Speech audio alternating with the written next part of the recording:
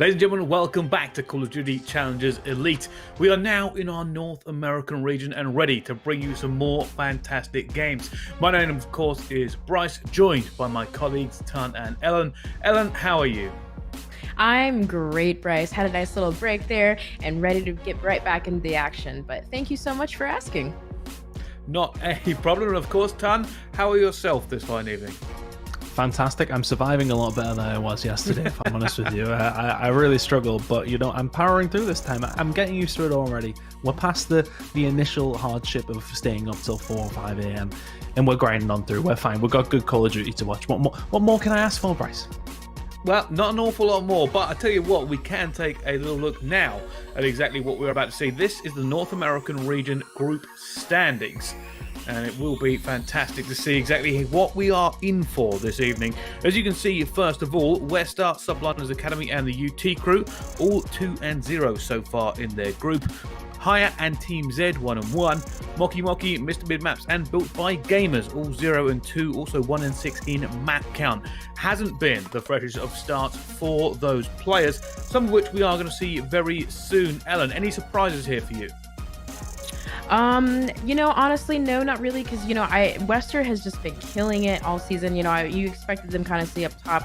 Subliners is looking pretty good too, actually. They placed recently second in the most recent Challenger Cup. So, this is actually looking pretty predictable, but I don't know. You never know. Built by Gamers, Mr. Midmaps, they can actually step it up. Maybe things might change.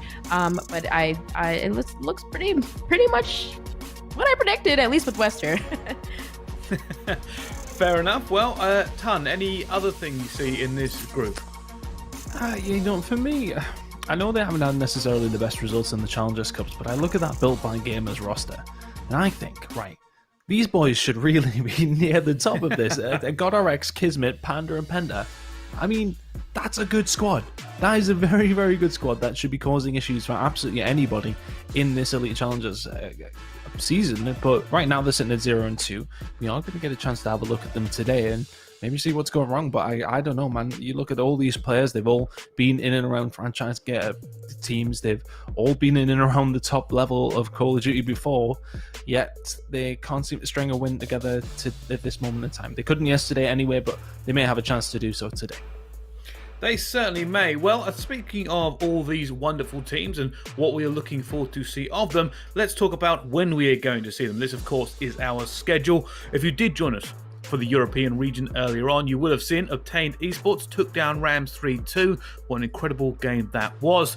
And in fairness, our second game was as well. August defeated Team 3G 3-1. But coming up, North American region, Subliners Academy versus Built by Gamers. Both ends of the spectrum of groups for this one, so we'll see how that one plays out. And then after that, another great game, Team Z versus UT Crew.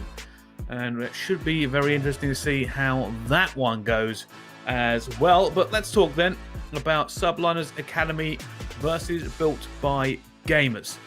Big game coming up for both these teams. Of course, Built by Gamers unfortunately don't have a win on the board yet, Tom.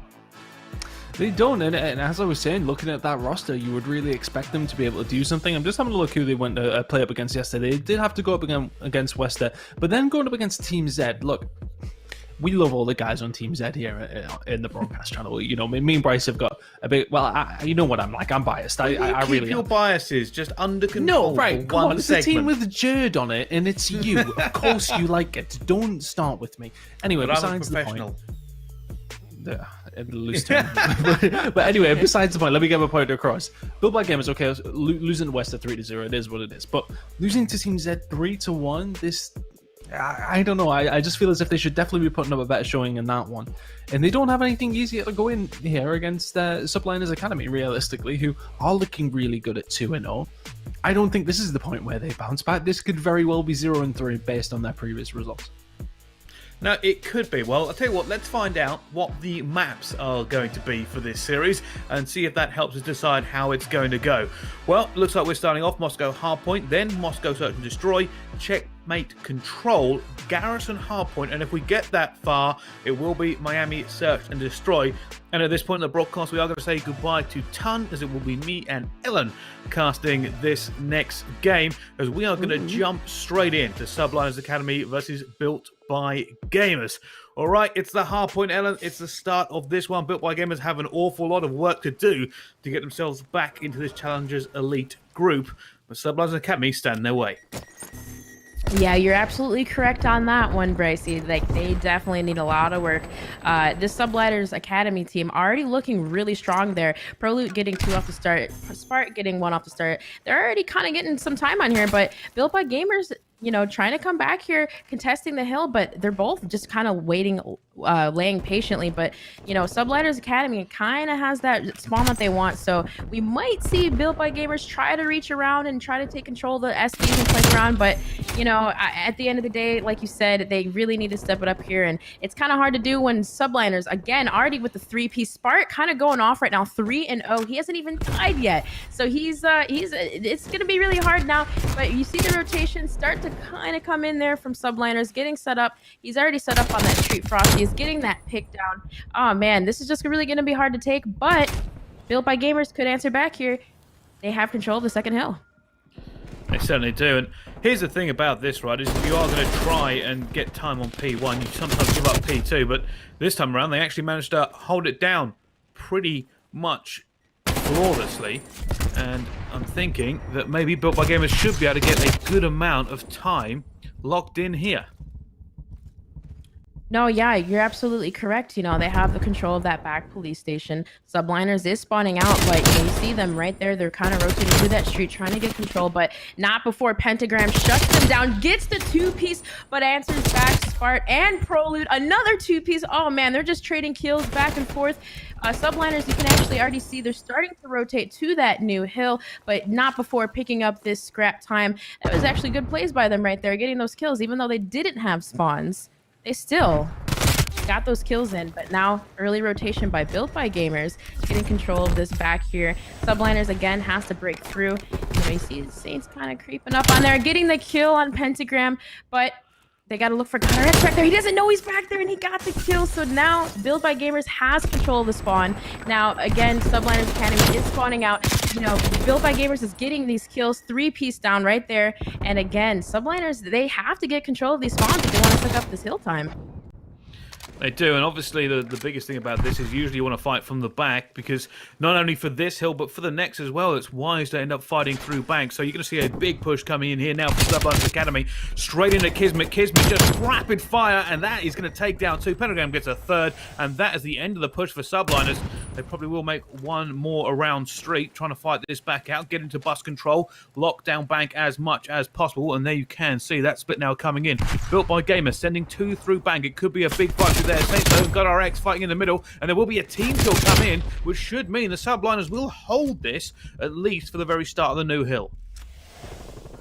Yeah, that team kill, you can't necessarily do that. It's hard, you know, but it's hard not to, all those projectiles coming in. But again, Subliners still has control of this back point, that back bank area. It's so important for this hill. And there you go, Spark gets 2, Frosty follows, not before Pander shuts him down and gets the 2-piece. Now they kind of got those kills there, but again, Subliners still kind of has control. And, you know, there's 37 seconds left. They kind of have to thinking about the new hill, but back and forth, the trades come, the contest comes in. Subliners still kind of getting that control there. Frosty follows up with the 2-piece. Built by Gamers still spawning that back area, but Subliners is just, honestly, they're getting these kills and they're still controlling it from that area, and now they are setting up for that early rotation with P1. Yeah, it's a really good position. Got a good amount of time onto this one, bringing them right back into the game as we do end up going into our second set of rotations. Now, as you can see, Built by Gamers pretty much in the situation they were at the beginning, coming from the offside of P1 Hill, looking to either squeeze time out of this or push through to get to the P2 spawns. Neither of which is happening so far. Subliners Academy doing a great job of holding them off at this point. Just got to be a little bit careful they don't spawn them out here, but fortunately they haven't done so because I don't think Built by Gamers got enough kills to make it happen.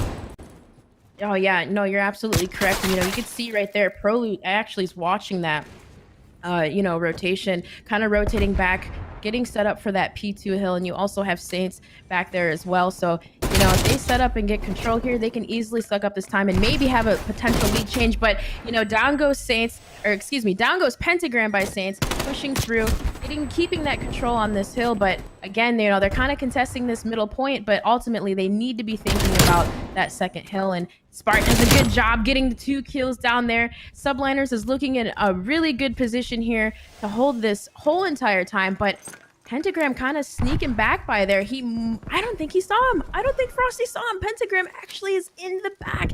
If he can actually hold this down here, maybe we might see a flip spawn. They have no idea he's there. He gets 1, he gets 2, and then he has that 3rd one, Frosty up there, but not before Prolute, excuse me, shuts him down. And man, that was crazy. He actually could have had a flip there, but you know, so, again, actually, no, they didn't get the flip. He did flip the spawn, excuse me. Now Built by Gamers has control of this point. Yeah, unbelievable patience there for him to hold that one down. And Kismet now doing work in dubs, trying to make sure they keep hold of it. And it looks like Kismet said, I'm going to try and rotate far now and try and get the back spawn through. A Pentagram is going to go the hard way out towards Eskies, and he might have to just give this up and rotate back around. I'm not sure he can fight his way through all these players. You see Saints wisely beats a retreat here, slowing down Pentagram just a bit, but it will be the subliners again who get this rotation and try to lock Built by Gamers out of it once more. Yeah, and again, you see now we have another sneaky player back on that rotation. So now someone needs to watch the pinch here. It looks like Frosty's kind of getting those shots, and he downed Pander. So now Saints able to hold up this front, kind of being annoying, push that out a little bit, but not before Built by Gamers trying to come into that cut. Saints picks up 2. He's doing a great job of pushing that out and, you know, holding those rotations. But Built by Gamers trying to answer back, but it's going to be really hard to push this through the front. I don't know. You know, you might see someone split off, and there you have it. Kismet looks like he's trying to push through the middle here. Maybe collapse on the hill. And they got 3 down. Prolute with the 3 beats back. Oh my god, can he get the 4th? No, Kismet shut him down. But man, these trades are coming in. Both teams coming in pretty hot right now. But ultimately, at the end of the day, Built by Gamers, they're slaying pretty well. Well, that was an impressive push through the front, actually, but Prolute obviously more than equal to it, getting 3, holding on for subliners what could have been disastrous. The problem for them now, of course, is going to be this rotation, but Prolute is there once again.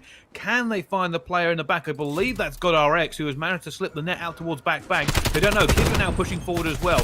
Really trying to put pressure back onto this hill, and it is going to be trades around at the moment. Currently, we're going to see Pentagram try and hold. Saints are taking him down, and it will be a spawn flip. Subliners have flipped to the other side of the street, and it will now be Spart who tries to hold back bang, and he's hit by Panda and taken back down. Both teams more or less on even footing when it comes to putting pressure on here, and both trades coming in. It's going to be Built by Gamers, though, who end up winning that set of trades and will now get even more on the hill and extend their lead. Yeah, they definitely did a good job slaying there and retaking that control. Now Built by Gamers holding this control on this point, getting 2 down. Saints trying to maybe play a pinch here, go around, catch him off guard, maybe just to pick up the scrap time. You know, you should probably start to see a rotation here towards the middle hill, getting that street control. Subliners looks like they're trying to do it. Spart's over there, and now Pentagram on here with the point, sucking up the rest of this hill time. And probably should see a collapse in from Built by Gamers. It looks like X going around to those Eskies, but Kismet getting the 2-piece, 3 down again for subliners. Again, they just took control back of this hill. And there you go, another one. Kismet going off right now on a 3 streak. Pentagram on a 4 streak. Oh man, Built by Gamers is doing such a good job of slaying right now. Subliners is really going to have to do something to come back in here and hopefully turn it up. Well, we were talking about Built by Gamers not having a great start to their Challengers Elite run, but so far looking like a great team here against Subliners on day 2, and they're doing everything they can to put this hard point to bed now. Prolute trying to get a bit of time onto P1, but they obviously got to start thinking about P2, because Built by Gamers, if they hold it clean, will hold it completely and end this right here and now. And still pressure coming in from Built by Gamers. They have sent Panda all the way to the back to make sure they don't lose these spawns for this one. It's coming in once again, and this is going to be the big break. This is where it gets very, very difficult. Subliners need a perfect execution to flip them out here. Yeah, it'll be interesting to see. No one's really watching that straight rotation. Subliners actually. Oh, there we go. Pander actually looking at it now, waiting for these kills to come in. Frosty gets one. Pentagram answers back with a streak, it looks like there. And 3 down goes into Subliners. Now 4 down, but they still have that street rotation. They could potentially still break this here. Like you said, they have 1 shot. There's only 10 seconds left until Built by Gamers win. And then again, Saints trades back. They're still sucking up. This time, it doesn't look like they're going to make it. There's only 3 seconds left on the hill. They got to push it. They got to get these kills. It doesn't look like it. And there you have it. Built by Gamers gets the win on that. They most certainly do. That is 1-0 for them over the Subliners Academy. And bearing in mind the Build by Gamers yesterday only won 1 map total, we could be looking at a completely different squad this time around. And like we said before, right, when Tom was here, we were saying we are surprised at the record this roster currently has. We're expecting an awful lot out of them. And, well, that finally showed, right? Some incredible breaks from them, including Pentagram's huge 2-piece around the back of P2. Yeah, no, definitely. That sneaky play there, that was very smart by him. Like you said, just keeping patient, waiting for his teammates to get closer to the hill, because, essentially he could have just snuck in there and maybe got kills, but if his team isn't close, they're not going to get that spawn. And, just playing his life there, he played that so smart. So yeah, kudos definitely to Pentagram on that hill.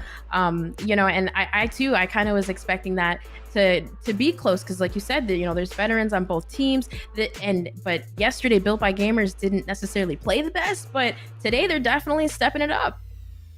No, they 100% are as well, and they were pretty much incredible plays from a huge amount of players in that. So I'm really looking forward to seeing our replays actually, to look at those highlights once again, because that was a very fast and furious game to keep an eye on. And this is one of the parts, right? We were talking about this P1 to P2 rotation. It seemed to really kick off there a lot of the time. Some of the big plays coming in, and I thought at this point, I thought Subliners would have it pretty much locked down. Wasn't to be the case. This is the big flip here coming in from Pentagram. See Saints, see Spark, gets the 2 kills, and his team execute at the same time. Even with Glow Frosty holding up top, they weren't able to lock them out. Yeah, it was just, oh man, just so awesome. Look at that. Proloot just getting those kills, locking it down. And it's just, you thought that May had it, but no, Built by Gamers answering back. It's just, oh man, they did such a good job at just holding it down and getting these kills. And definitely a different team from, from yesterday. But again, maybe that lit that fire, lit the fire in, and they really want to win. No, they certainly do. Like I said, in one of our discussions about this region, it's going to be very, very tight. And of course, with the format involved as well, it does mean that they are going to need to get some wins under their belts. They don't get automatically eliminated at the end of these 2 weeks. So, first map under the belt for them against Subliners Academy. And I do feel like when we talked about this in the pre-game, Ellen, that we may have sold them a little bit short. Yes, and I actually thought the same. I thought maybe this could be a quick game, by Subliners, but you look at the players on Built by Gamers, Kismet, Pentagram, Goddard, Pander, like they're definitely veteran players that know what they're doing. So as long as they get it together, keep that chemistry going, and keep that momentum up, maybe we might see a 3-0 from Built by Gamers. You never know. You never know, but don't count Subliners out, right? Yeah. Yeah, certainly don't count them out. And if you are joining us for this one, of course, Moscow Hardpoint is where we've started, 250 to 154. And that was taken by Built by Gamers. We are going to be moving on to Moscow Search and Destroy. Then Checkmate Control. If the game doesn't end there, of course, then it will be Garrison Hardpoint. And if we get all the way to the final in Map 5, it will be Miami Search and Destroy, depending on how on earth this game ends up going. Because truthfully now, I'm not entirely sure. I came into this one maybe a little bit biased looking at the previous results, thinking, hey, Subliners start off 2-0, Built by Gamers start off 0-2. It seems like an easy read, but it's apparently not an easy read. I'm just trying to figure out exactly what's going to happen next. With Subliners a little bit cold, or if Built by Gamers managed to just recover for today. Yeah, no, I agree. And with Subliners too, they like I said, they just recently took the Challenger Cup too. So, they've been doing pretty well. Maybe, like you said, maybe they're just a little bit cold, need to warm up a little bit, and bring it back into Search and Destroy and win the next 3 maps. You never know, it could be a complete blowout. We don't know. But either which way, I feel like they have some tricks up their sleeve. They'll come back right here. I think they will. I'm expecting an extended series at the very least. I don't think Subliners Yeah. are going to go away without a fight. Whether or not it's a search and destroy, it remains to be seen. Obviously, they had a good run of it yesterday as well. But yeah, search and destroy for me, I think that's one of the ones where I've always said before, right? When you go from what is essentially a fast and furious hardpoint with an incredible tempo, you go into the search and destroy, and it's almost like its own separate world. You're playing at a different pace.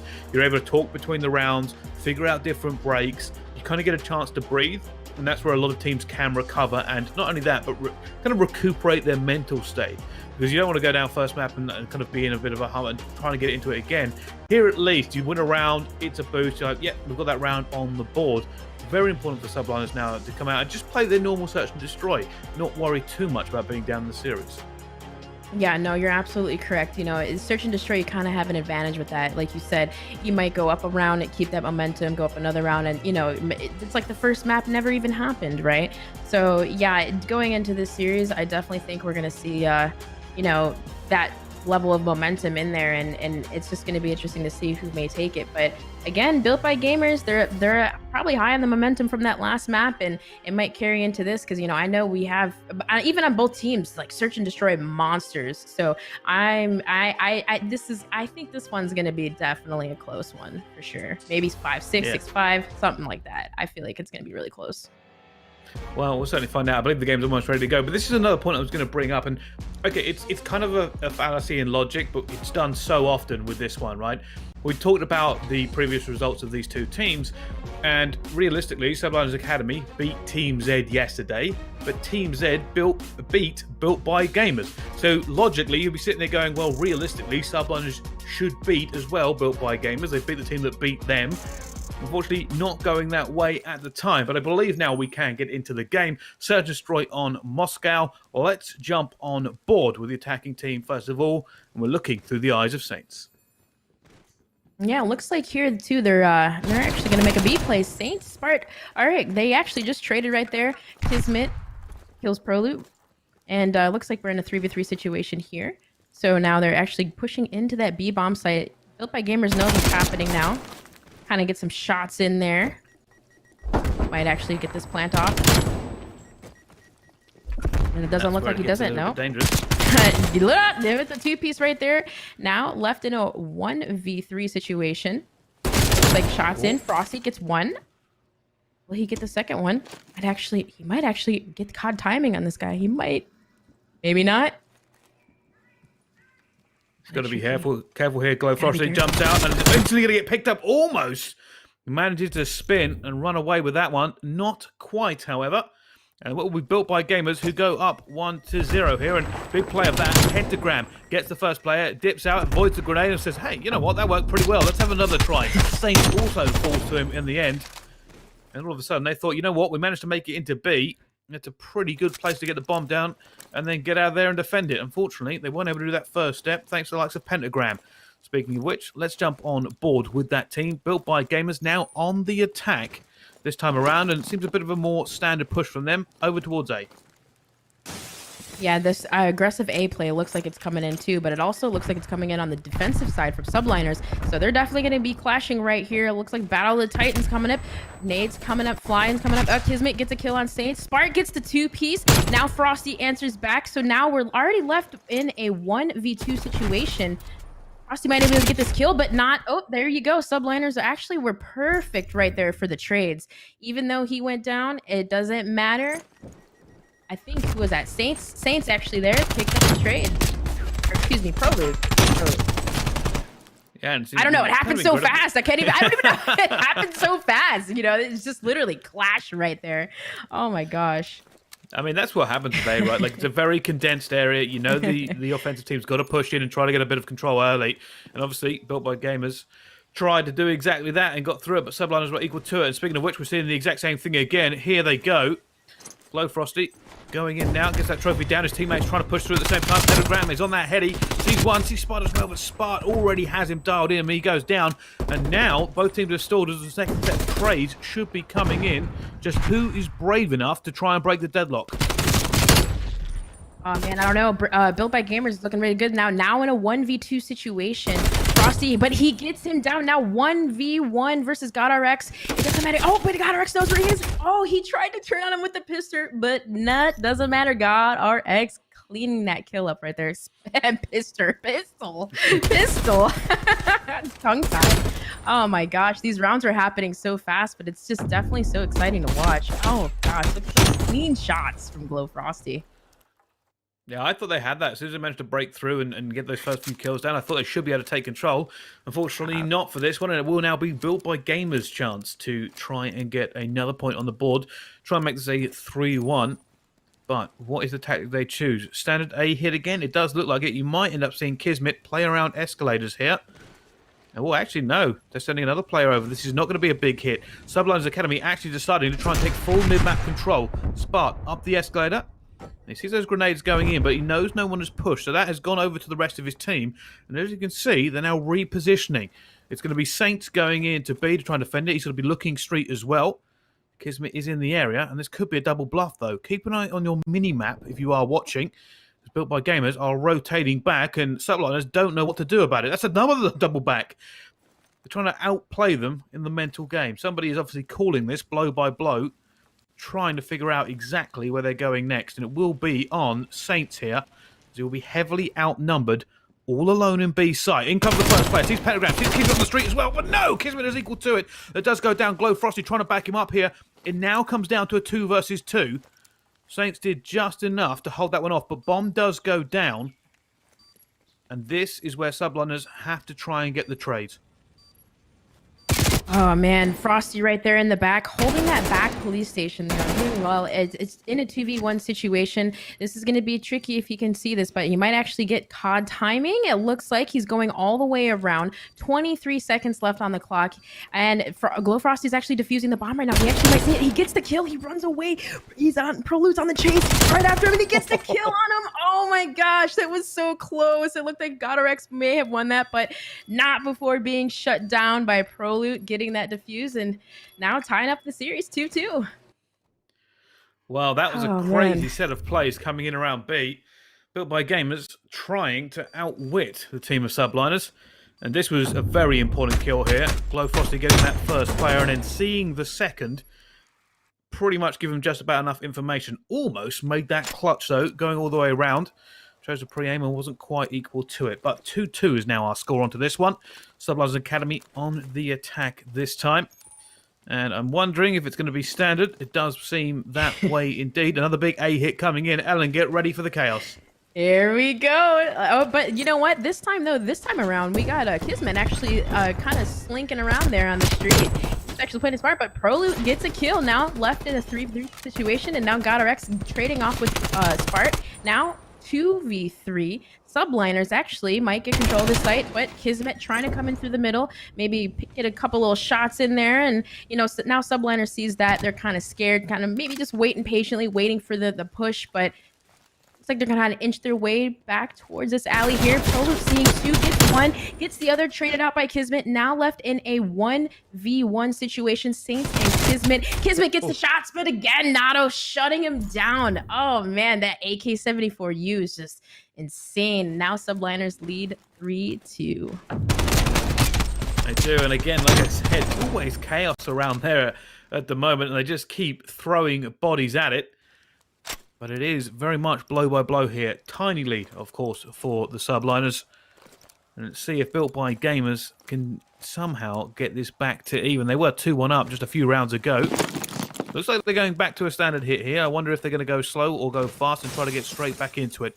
And you can see here again, Subliners decided to take over full middle control, which does mean Built by Gamers are going in fast. It's going to be a big kill by Escalators. It's already gone down. The trades go in favour of Subliners at the moment. They now have numbers and mid-map control, and it will be down to Pentagram in a 1 versus 3. Hasn't worked out for him yet. He's all alone. Can he somehow, in this narrow field, try to get enough kills and get away? Not going to do it. It's now 4-2 to Subliners. Yeah, you know, Subliners actually, their defensive strategy changed from that first round. They all kind of pushed mid, got that mid control there, and then, you know, just completely caught Built by Gamers off guard. They pushed up that Eskies and, you know, already had a first kill right off the bat. So, you know, kudos to Subliners right there on that mid defensive push. That was actually, it was really good plays right there. So we might actually see another standard A push, it looks like. Yeah, maybe.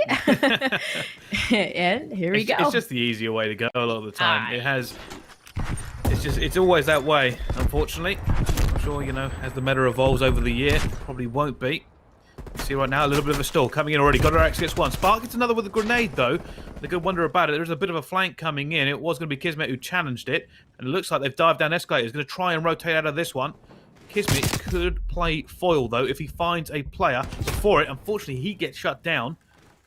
And the subliners are away. Pentagram hot on the chase, though, looking for this player streak. He might see Glow Frosty. Does end up seeing him, gets him down, brings it back to a 2 versus 2. And it's going to be punted at B once again.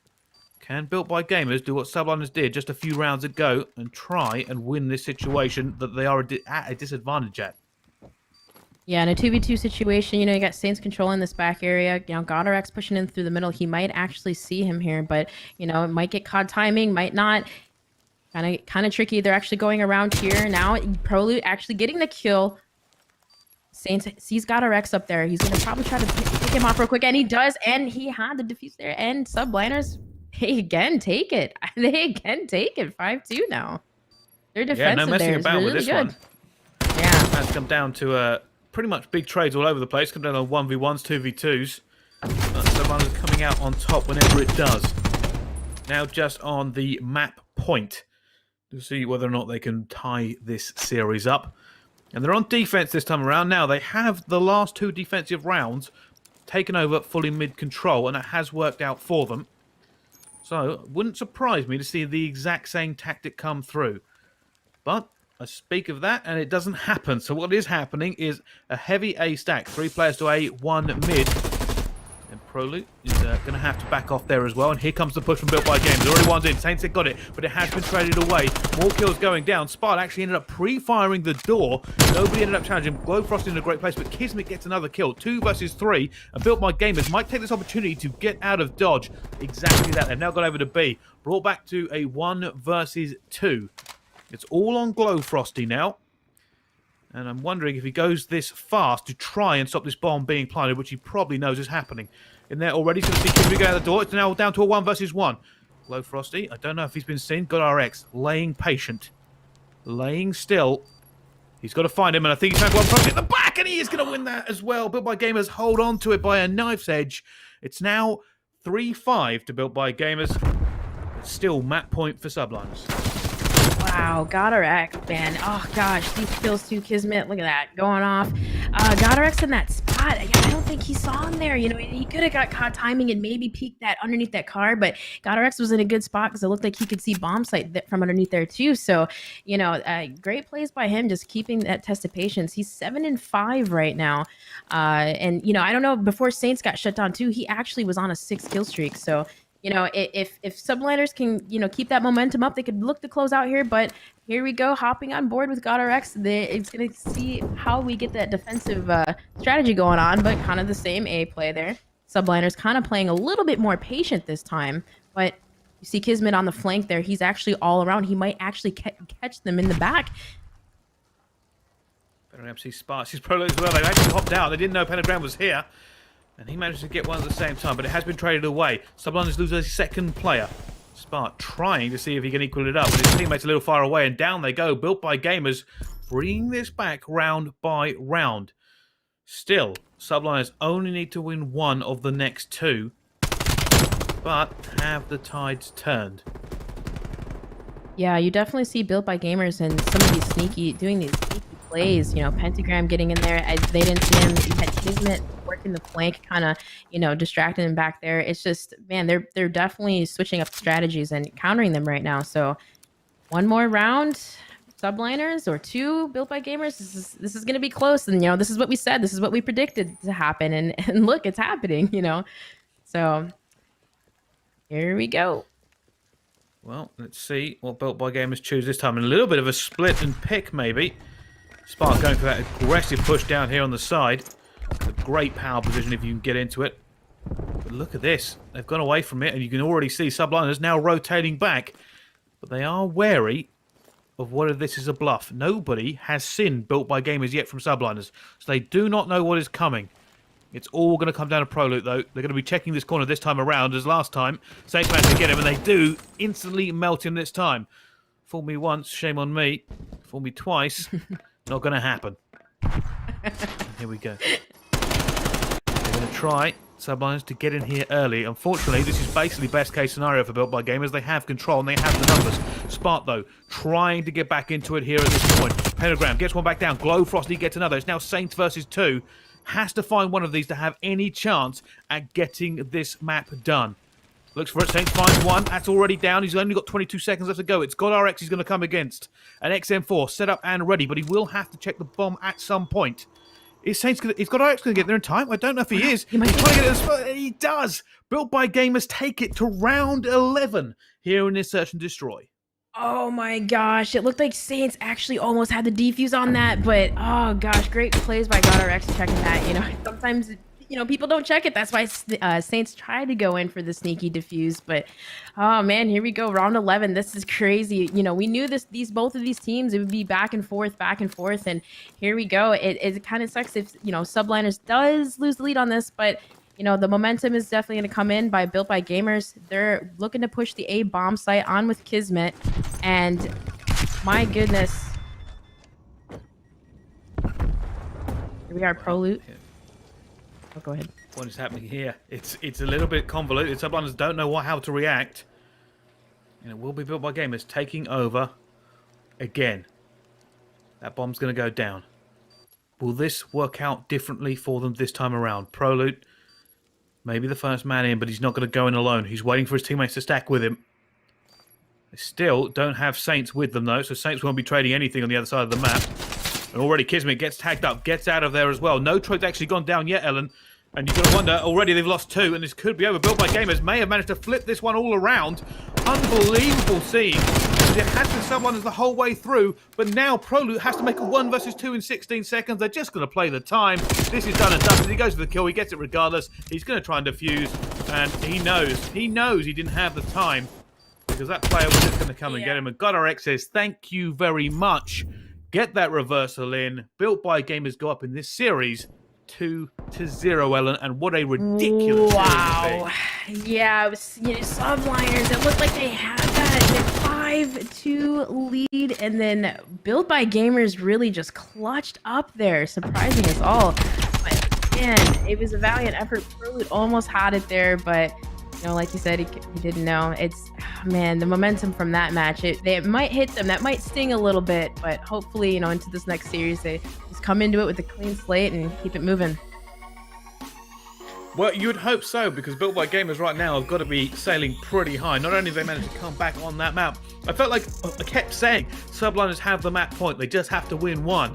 And unfortunately, Built by Gamers just kept going in. I need confirmation, but I believe that was 5-2 at one point, maybe? Yeah. Something along those, 5-2. those lines. 5-3, yeah, something like that. And yeah, and 3 or 4 rounds on a bounce to kind of lock it down like that is ridiculous. And it turns out playing a little bit of mind games worked very well for Built by Gamers, managing to get over to the other side.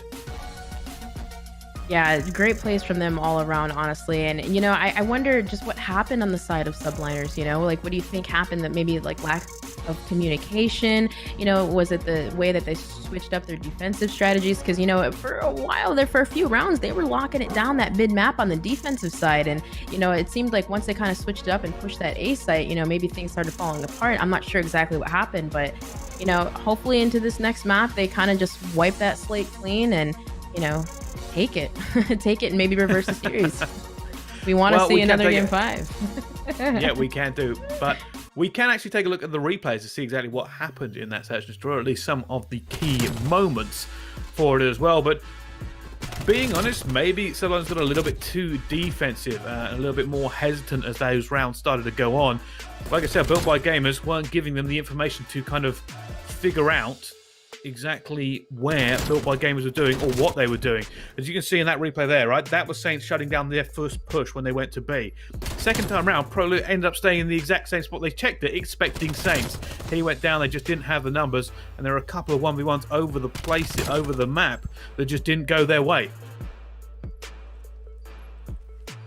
Yeah, no, definitely. It's just, man, it's Subliners. They were, like you said, they just had that that patience, maybe it was faltering. And Built by Gamers definitely has to be on a high right now. Just, oh man, these back and forth tradings, getting the control of this, this push on this B bomb site, kind of switching it up. They did such a good job at switching their strategies mid game, and overall they're playing so well right now. They're definitely trying to make a statement. That's for sure. And so, fortunately, that replay gave us confirmation it was 5-2 to Subliners, and then obviously Built by Gamers won 4 straight. And I actually forgot how many of the Subliners' initial rounds came down to silly things like 1v1s and 1v2s that they somehow managed to come out on the more positive side of. So realistically, Built by Gamers, they adapted very well and just kept executing the strategies they wanted to. And it ended up walking away with the win here. And now, from only half an hour ago, Ellen, when we were talking about, it looks like this might be a pretty confident win for the Subliners. Well, Built by Gamers now tapped 2-0 in this series. One more map and they could get their first win in Challengers Elite.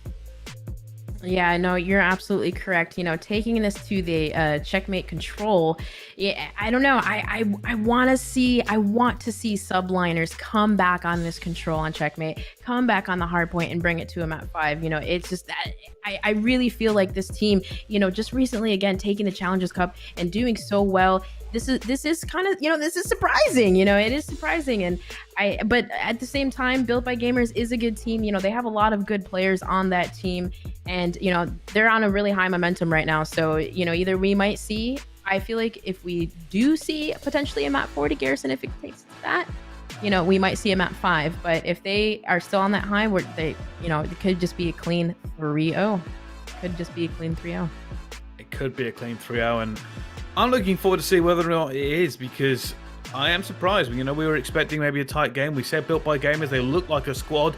Very famous names in this the entire way through, and now they're performing. I don't know what happened yesterday. I would love at this point if I was at an event with them. Obviously, we can't, global pandemic. But if I was at an event, I'd probably go over and ask what happened the day before and say, what is the difference between now and then? Obviously, only they can know. And I'm sure, if I managed to slip a DM to them, they would probably explain something. Hey, we're just better today. Now, something simple as that to say, we're just refreshed, or we had a bad day yesterday. Hopefully, though, they can finish this one out with a 3-0 and get themselves back in the running to qualify through the playoffs or that double elimination bracket. Remains to be seen, though. Subline is still standing in their way.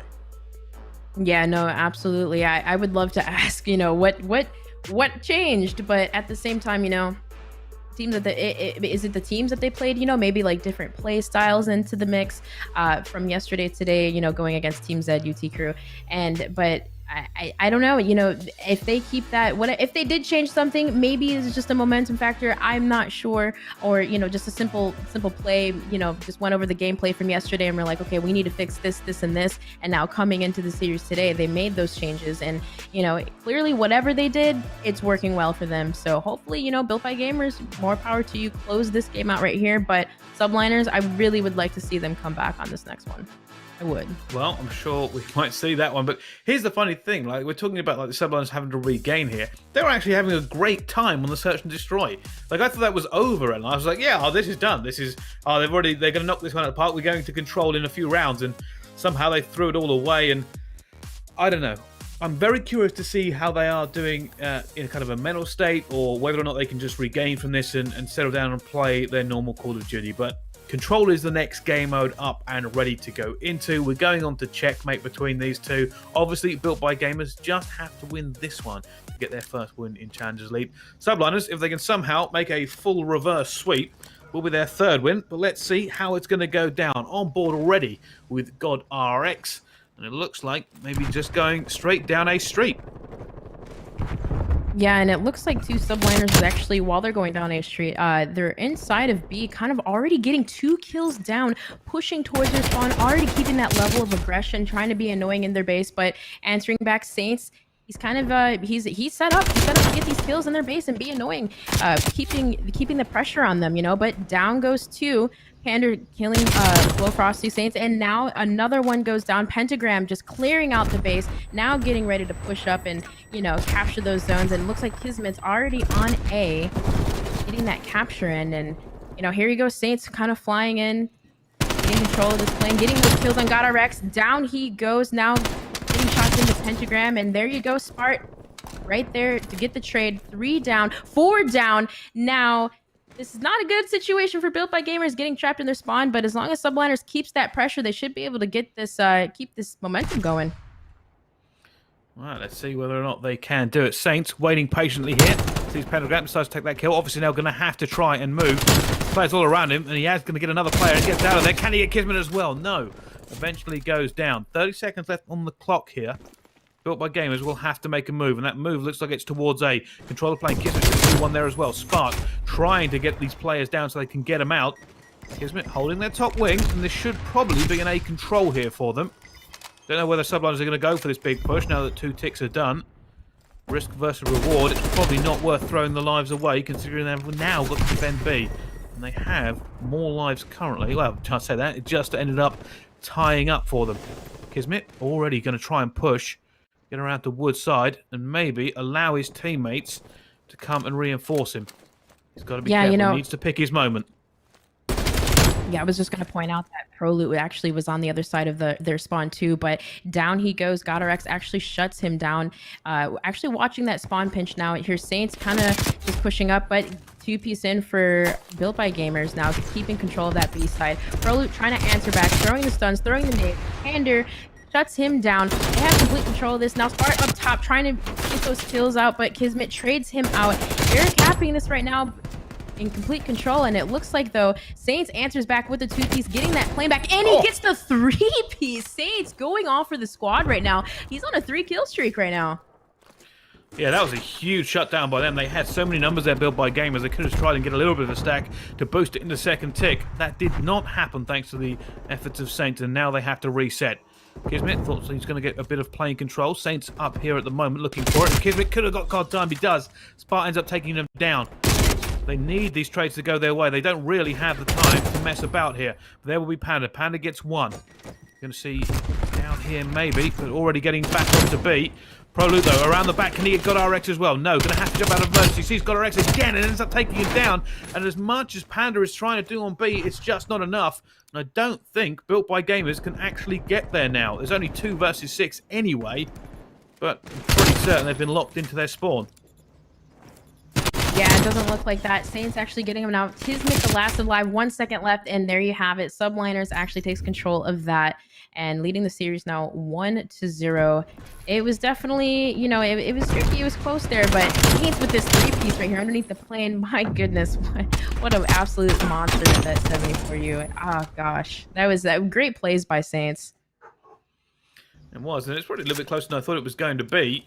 There's only, what, 4 lives in it realistically at the end, but someone's doing a great job to hold it down. And again, probably come down to the fact that Saints ended up picking up a 3-piece on B control. So let's see whether or not he can do more magic this time around, as Subliners will have to capture themselves. On board with Kismet, though, on the defense, and he's going to plane control, instant pre-fire. Because you always end up seeing people there and pretty much shoot it every single time. Going to the plane, see somebody on wing, tries to get out of it. Spart is ready for him, though. That's 2 down already. Got a Rex sitting here, waiting. Trying to make sure A Street is secure. But at the moment, the kills seem to be going in favour of Subliners. Yeah, Subliner's doing a great job slaying out there, you know, but Built by Gamers did answer back. He got him off the point, but now here we have it. Saints kind of making that rotation. Getting shut down again, too, for Pentagram. Now they actually kind of pushing back for that control, trying to keep him trapped back in that back loose spawn. GodRx getting the 2-piece. 2 down for Subliners now. They have complete control of that map, and you see Kismet actually sneaking around in the base. Look at that. He's actually back there. I don't even know if they know he's back there. He might actually get some sneaky kills here, but nope. Frosty shuts him down. Now GodRx getting the kill, getting 2 down for Subliners, getting them back in that back trap spawn again, pushing up on that plane. Spart getting the kills, trying to answer back. Oh man, this is just back and forth, but for the most part, Built by Gamers is doing a really good job trapping him. But as I say that, Subliners pushes out. Spart's capping the B site here. And you see Pro's kind of pushing up there, getting control of that plane, but 2 down again from Built by Gamers. Now answering back, Subliners got the 2-piece, but as I say that, they're kind of rotating back, splitting between both points, kind of trying to distract. And look at that, Subliners actually went from B, rotated back to A, capturing this zone, kind of like a little distraction there, getting set up to get those kills. Prolute pushing up and getting the kills in that back left spawn, trying to trap them in there. And, you know, this is kind of good, kind of bad, though, at the same time. Built by Gamers has that plane control. And, you know, again, GodRX trying to get them off this point here. A couple shots in, fired in from Saints. He actually manages to take him down now.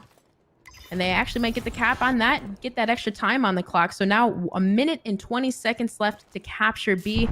Oh, man, this is going back and forth. It's going to be interesting to see if they can take control of this and keep it.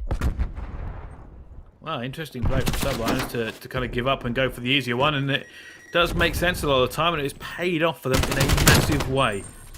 Can they now get control of B and go in the lead here, 2-0? Right now, they're doing a great job for it. That's the first tick down on B. They have control of the map as well.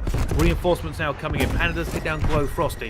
Built by Gamers, desperately going to try and force this to prevent a second tick going in. GodRX gets one more. Saint's going to try and hold it for himself. Does not manage to get out of it. They will clear that back down to 1 tick. 7 versus 9 in terms of lives remaining. Subliners are going to have to be very, very careful with how they spend that currency. Yeah, no, absolutely. And, you know, it looks like Subliners actually just cleared out their base, or excuse me, their base. Now 5 lives remaining, 7 for Built by Gamers. Getting another kill, trading that out. 4 lives left for Subliners, and you see on board with Kismet here, kind of just waiting, holding down that lane. And, you know, Subliners actually kind of pushing into the plane right now. GodRX gets shut down by Saints. 4 lives remaining for Subliners, now 5 for Built by Gamers. Pander just trying to hold the defense. Saints looks like he's kind of using a streak there. He might streak. 18 seconds left on the clock. Trades come in. Now 2 lives remaining. 4 lives for Built by Gamers, getting 2. Saints getting 1. And now Spart last alive. It'd be interesting to see if he gets it, but no. Built by Gamers actually shuts him down. Oh, man, those trades were coming back and forth. It was looking actually pretty close there. It looked like, you know, Subliners actually might come back from that, but Built by Gamers with that slating power that side, they did a really good job at executing. But still, nonetheless, Subliners did a good job. Yeah, crazy seems to come down to that one. You saw it slow right down once they no longer had any lives to spend. And that's where it gets a little bit tense, knowing that you basically have to play it perfectly to try and get onto that point where the enemy team just has basically lives to spend. They didn't spend them that dearly because they managed to get down all of the Subliners in the end anyway. But now, 1-1 between these two, and let's see if Subliners going to have a good defense as they push through. Lots of nades coming into them as well, and it looks like a big push coming in. Pentagram is going to go down to Panda, and it looks like an early B push. Don't know if they've got enough bodies here to even get this first tick, though. Yeah, no, they might actually be able to get this first tick, but not before Frosty. He says no way. He's trying to close it down, and he actually depletes a little bit of that time, you know, kind of ring around the rosy here with Kismet up and down on the plane. And you know, Spart answers back with that 2-piece. Subliners actually getting control of this, and this, you know, they're in a really good position here, holding down the wings of the plane. Saints, knowing that they're pushing that streak, gets shut down by Pentagram. Oh man, Pentagram's on fire right now, and you know, it's just it's hard to say who's gonna win this, but you know, at the end of the day, GodRX trying to hold it, push it in, hold it and push it. You got it going all around. It's just this plane control. It's always so crazy here, right? Every team's answering back and just trying to keep control of this plane area. And you know, down there he goes. GodRX getting the 2-piece, taking back control of the plane. They just keep going back and forth. It's hard to see what's going on. Now he gets to trade off on Saints. Prolute to answer back. And oh man, Prolute with the 2-piece. He's just doing such a good job at slaying out right here. Well, you thought GodRX might be able to make some magic happen with the amount of kills he ended up making, but right now, Subliners are actually stacking A. 2 people here. Kismet managed to get 1, tries to get the second, that goes down as well. Built by Gamers is going to run out of time here. They basically have to slide straight in, and they're not going to be able to do it. That is going to be over. Subliners hold them off completely.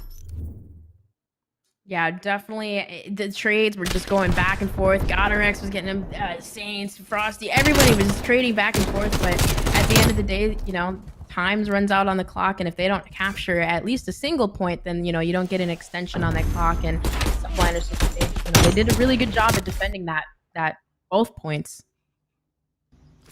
Wow, really good job. That was a pretty easy defense for Subliners in the end. Let's see if Built by Gamers have the same easy time. Already, by the way, Saints is playing out of his mind, 24 and 13. 14 objective kills as well. Let's see if he can keep it up as we jump on board with him. Straight into the plane. Here comes the pre-fire. Has managed to get around it. You see Pentagram there as well. He's actually going to have to push straight through, and he's eventually going to be taken down because of it. And that will be the first few kills going to Built by Gamers. Pentagram going to jump down now. Gets a little bit lost. Hits a crate, and he's going to die as well. Sablon is drying. Sublime is jumping straight onto this one, but Kismet trying to cut down reinforcements, and because he's pushed that, he's actually going to push the spawn far, far away from A. So I don't know if they're going to be able to hold it.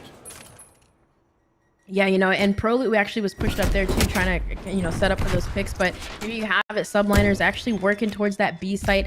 Saints throwing a nade there, knowing that Kismet's going to be pushing through that area. Frosty answering back on that kill on Pentagram.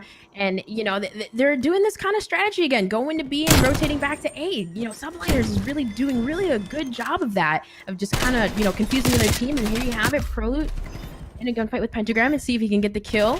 But no, he's just going to lay down and wait, capture that point, and Pentagram still gets the kill. But before he did that, Proloot was able to capture that point, extending the time on the clock. And down goes Saints, trying to get a couple of ticks on B, but Kismet answering back, defending this point here.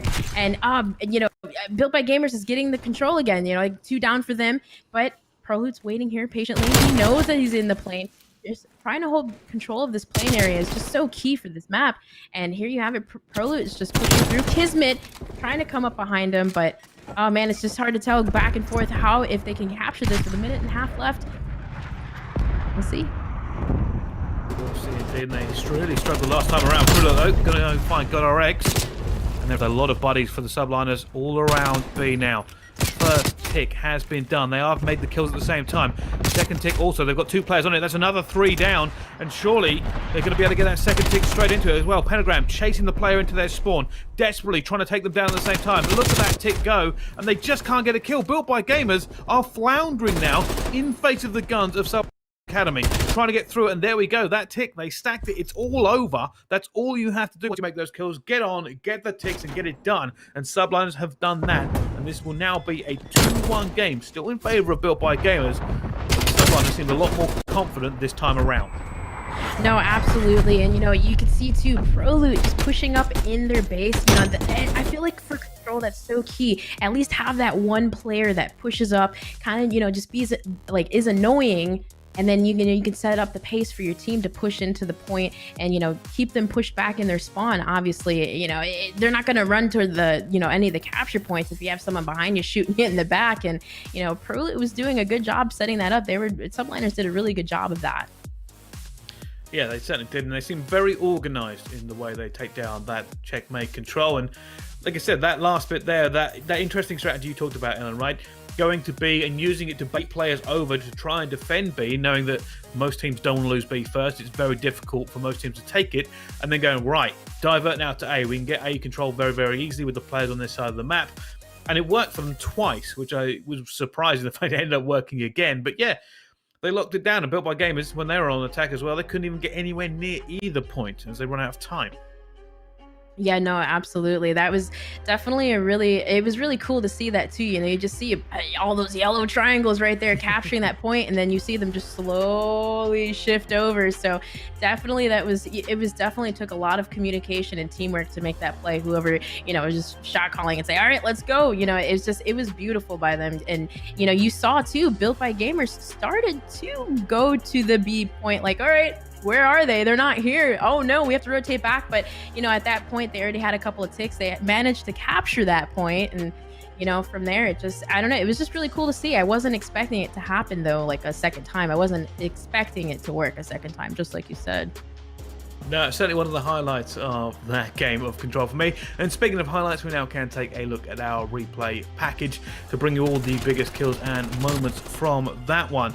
And I think realistically, a lot of this was pretty much highlights. You saw a lot of counterplay going on from both teams, pushing into each other's spawns, making sure that they got those, what I like to call annoying kills, which you kind of spawn up and push the spawns out. Speaking of which, one of the big ones I thought was by Kismet when he ended up pushing their spawns way away from A, so the reinforcements wouldn't get there.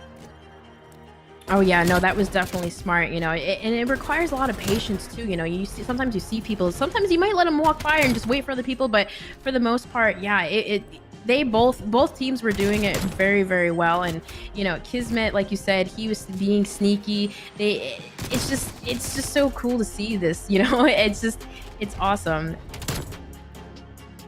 No, I can agree more. And the truth I is, can learn right a now, thing or two. I am very curious as to what the rest of this series holds, because it didn't start off the way we thought it was going to, and then we thought maybe it ends as a 3-0, but that hasn't happened either. We're now going into our fourth map, another Hardpoint. A Hardpoint last time around, built by gamers, seemed superior on, but different map. Will it be a different story? Yeah, I definitely feel like might actually come back from a high on that. But for this map, it looks like we're gonna start off the Hardpoint on Garrison. And then, if they do take that, then we'll switch it over to Miami on Search and Destroy. That's if Built by Gamers loses this map and Subliners takes it. So, I feel like Subliners coming, from that control checkmate, I feel like, maybe, like you said, maybe they weren't warmed up the first couple of maps. Maybe they warmed up in that control, and if that is the case, then we might see them take this Hardpoint, and we might actually go to a Miami and Search. Well, anything could happen, and I'm looking forward to seeing what exactly does. You are right, we could go all the way to a Search here, another map 5, but I don't know. I'm trying to figure this one out, and I think Built by Gamers still looked so confident on that first Hardpoint that mentally I'd be like, oh yeah, I should give them that as well. They played Hardpoint so well last time around. But I don't know. I came into this thinking Subliners. I got my mind changed to Built by Gamers. Then Subliners came back. I'm sure the chat has who they think are going to win at this point, but I'm a little bit stumped, Ellen. Yeah, no, I can see why. I too thought, Subliners, I mean, they're both teams have great players, you know what I mean? They both have such veteran players, and yeah, I just, it was unpredictable. You never know with Call of Duty. You never know who might come out on top, and it could go either way just because both teams, like I said, are really good, and Subliners really did seem to have warmed up from, the control, but again, you never know. We'll see. You never know. I don't know. You never know. Very much the truth. And it has been very much like that. When take everything we've been talking about, right? We go into map 1. We're sitting here and we're thinking, look, Subliners look like the superior team. They end up getting a little bit blown out by Built by Gamers. We go into the Search and Destroy. Subliners go up 5-2, fully reversed, and we're going, all right. Well, now it's Built by Gamers. We go into the control and we think, this one could go a bit even. It's a 1-1 at one point, and then Subliners run away with it again. So now we go into the Hardpoint on Garrison, and anything is up for grabs. And I almost don't want to make a prediction because everything we thought was going to happen hasn't. Fortunately, we don't have to, because we can just watch exactly what's going to go down, and that's what we're going to do. Jumping on board with the Subliners first of all, on with Proloop. Well, and we're going to restart. Typical I'll say something. God, I keep being surprised. I keep being surprised by what's happening in this game, and I wasn't expecting that either. So, who knows what's going to happen next? Maybe a third team comes in and wins it, Ellen, or something. Third team. I mean, I don't know if that happens. Maybe a team of casters right now. I'm kidding. But yeah, no, you never know with online Call of Duty. Some stuff like this happens. It's okay. But either which way, from these both teams, like you said, you never know what could happen. Both teams are just so good.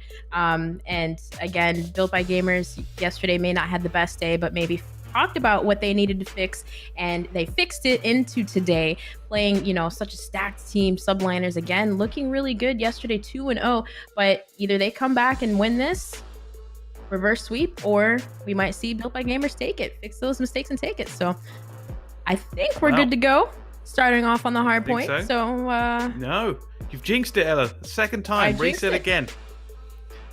Fortunately, because this is a broadcast from home, remote broadcast, I can do something interesting you can't usually do at events, and say I've actually just got a tweet from Zimi saying Built by Gamers in 4. Very confident in the team, already up 2-1 in this scenario.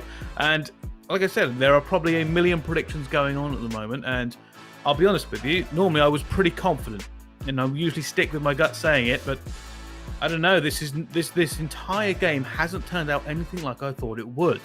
And I was expecting more of a gap between the two teams. I was thinking, oh yeah, Subliners should be the more controlled team. They should be gunning them pretty much across the maps, but it hasn't happened. Like I said, no ice. You lose 4 S&D rounds in a go, right, straight up, and then you go, well, what happened? You had to win one. Where was the ice? Where was the adaptation? Where was the strategy?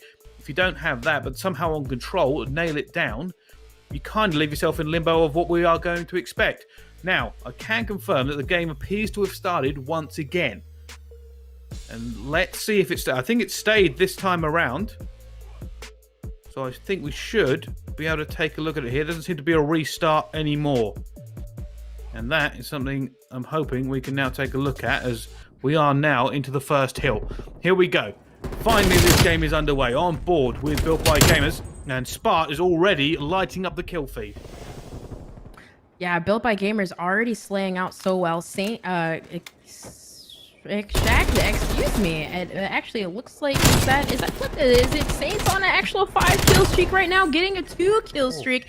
Actually, it's the Subliners that looks like is actually in control of this point. Saints slaying out for the squad, doing such a good job here. They actually have complete control, and if you look, Glow Frosty is actually on the rotation to the new point. So this is actually looking like a really hot start coming in from Subliners Academy. Yeah, it has actually confused me for a second as well, but we'll get that fixed in just a second. As you can see, Pentagram trying to push forward himself. Looking for this in the background. He's going to see Saints. That's a huge kill. As now, Built by Gamers try to enter the site. And don't worry, we'll get that fixed in just a few seconds. It's obviously flipped at this point. Trust me, I'm going to get confused myself, so don't worry about it too much if you're watching at home. I can confirm that right now, Subliners Academy are in the lead. Yeah, no, it definitely. It looks like two. Actually, they're answering back. And the trades are coming in. Subliners is doing such a great job right now at slaying. And as you can see, Spart's actually on that early rotation, getting set up. Saints right here waiting for the push. And there we go. X actually killing Frosty there, and again, Saints is waiting for these people to just drop down green. He knows that they're gonna push through there, and it looks like he's gonna rotate back, help his teammates out. The trades come in. It looks like that Built by Gamers is actually getting the control of that, but nope. Subliners Academy still has the spawns for this P3 hill here, and they're actually looking to be in a really good spot right now. Almost a 30-point lead, holding these kills, and you got Spart in the back, Prolute getting these kills, getting the shots in on Pander, pushing out the front here, and again, Subliners just looking so good right now.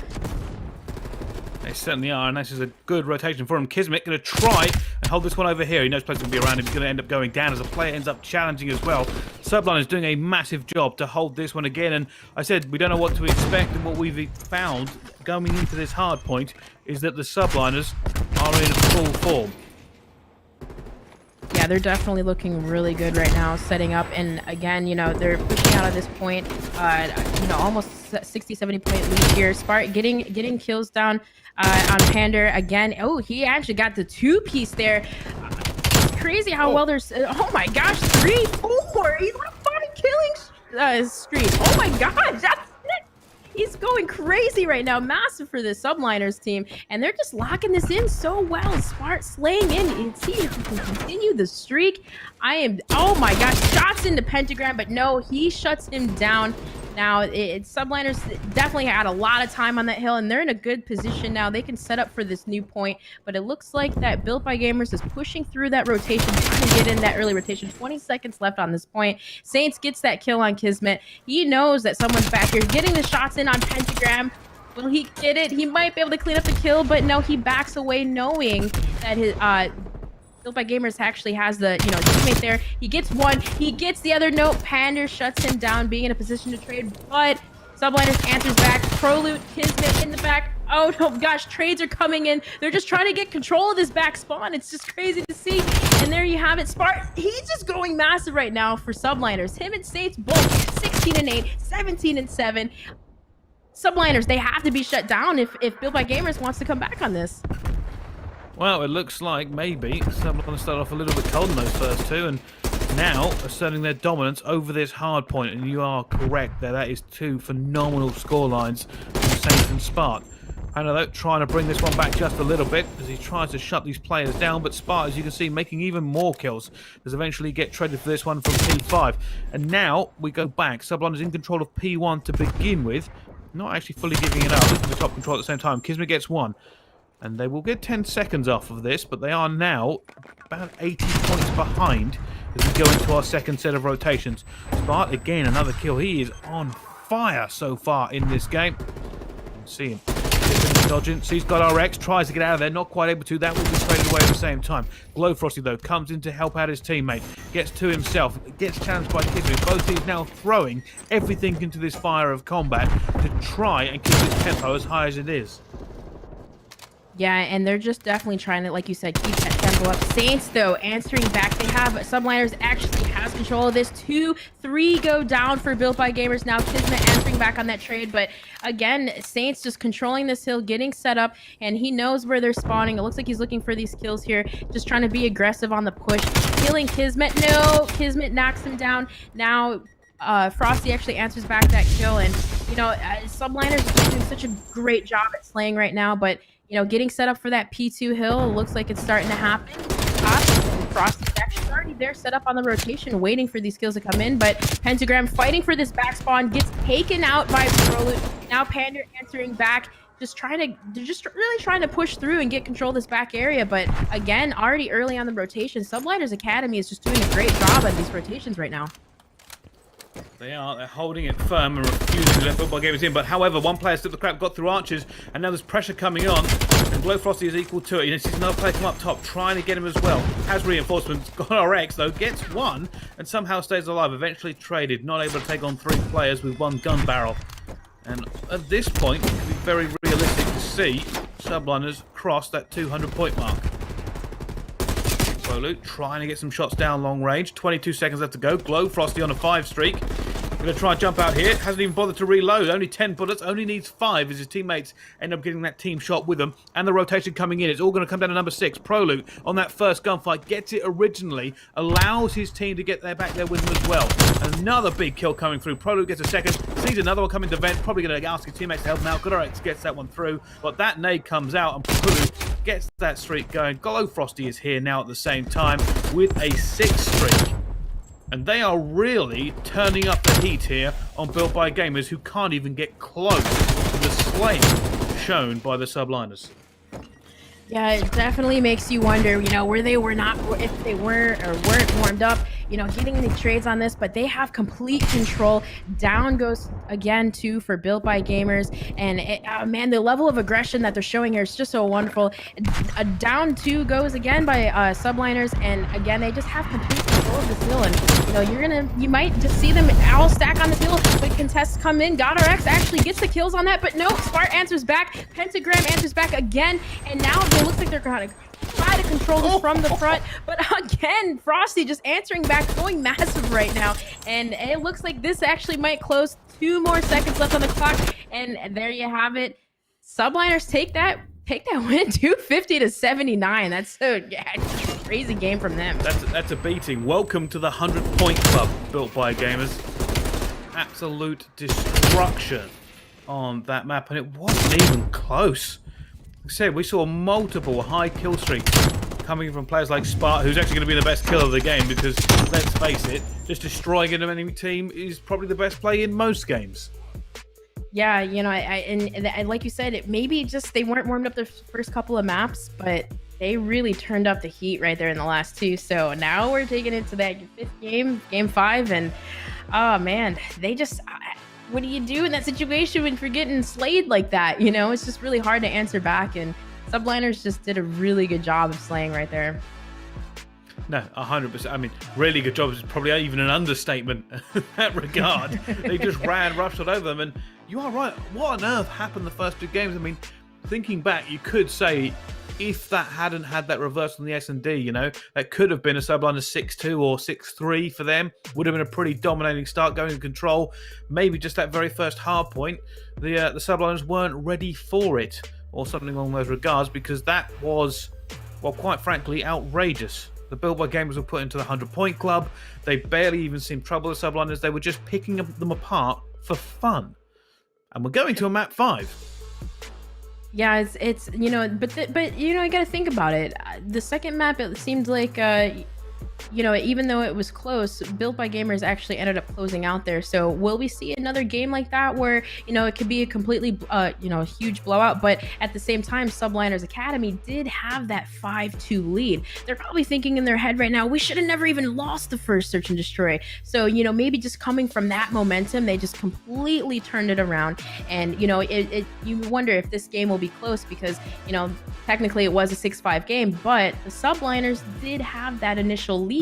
So will we see a complete blowout, or, you know, or maybe another comeback? It could go either way, either which way. Both teams are amazing, and yeah, if Subliners, just from the heat from those last 2 games, if they can keep that momentum, I think I still feel like Subliners actually might close. I'm gonna stick with my prediction on this one. All right, well, for everybody watching at home, let's take a little walk down memory lane and take a look at the maps.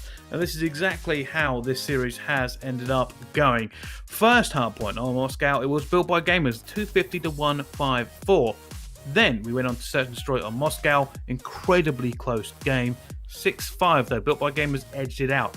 Then we get on to the Control, the start of the comeback for the Subliners, 3-1 for them. They made that look easy, but not as easy as map 4. 250 to 79, a complete destruction of Built by Gamers by Subliners, completely taking them out of the game and barely even giving them a chance to respawn before being taken down again. And that leads us to where we are now, ladies and gentlemen. Miami Search and Destroy, map 5 to take all the beans to see exactly who comes out on top. Will it be Subliners going 3-0 so far in groups, or will Built by Gamers manage to break their losing streak so far and get that very first win on the board? We are about to find out, as the Search and Destroy is ready to go, and we are jumping on board with Subliners on the attack to begin with, and it's Glow Frosty. Yeah, it looks like we actually got the we got the colors situated there. But yes, no, it looks like they're actually pushing in for that A site, and shots go in to GodRx. You know, he's gonna back up, but it looks like Subliners is doing a really good job on this aggressive A push here. Kind of Frosty locking it down, but you know, he actually it looks like Spart actually might be in contact with a couple people, but no, he gets shut down. And it looks like Kismet here, kind of knowing that the bomb is being planted A. Now the bomb's planted A, so the both of them actually might be able to work a nice little flank there, but Frosty actually answers back, getting that kill on Pentagram. Now they're kind of like figuring out where are these other 2 players, but they might be able to sneak up on the pinch here. Frosty kind of looking around. Kismet gets the shots in, but now, oh, he manages to get away with his life knowing that he's behind him, and the trades come in. Pander actually getting that kill on Frosty. Now in a 1v2 situation, Prolute, Saints, Kismet, it's kind of tough to hear to see. Excuse me, 2v2 situation. Now goes down. Now in a 1v1 situation. Pander last alive. The bomb down. 5 seconds left on the clock. He gets the kill, and there you have it. Subliners actually clutches that. 2v2 situation, not a 1v2. No, it was a 2v2. I was for a second. Did someone die there and see? Yeah, I thought he actually had that kill there. I was like, wait a minute, wait, no, it's 2. Yeah, 2v2 situation, but Subliners played that really well on that attacking side there, and you know, just getting those trades and staying together. Well, there we go. Subliners take first blood in terms of the rounds here. And let's see if they can continue their reign of terror over the last 2 maps. This time, however, it will be Built by Gamers on the attack here on Miami Search and Destroy. And just from the very start of what they seem to be doing, it could be a big B hit. In fact, all 4 look like they're going to stack garage. Kismet checks the first van, doesn't see anybody. Looking for it, and there's going to be a trophy instantly down. Trophy out for them now.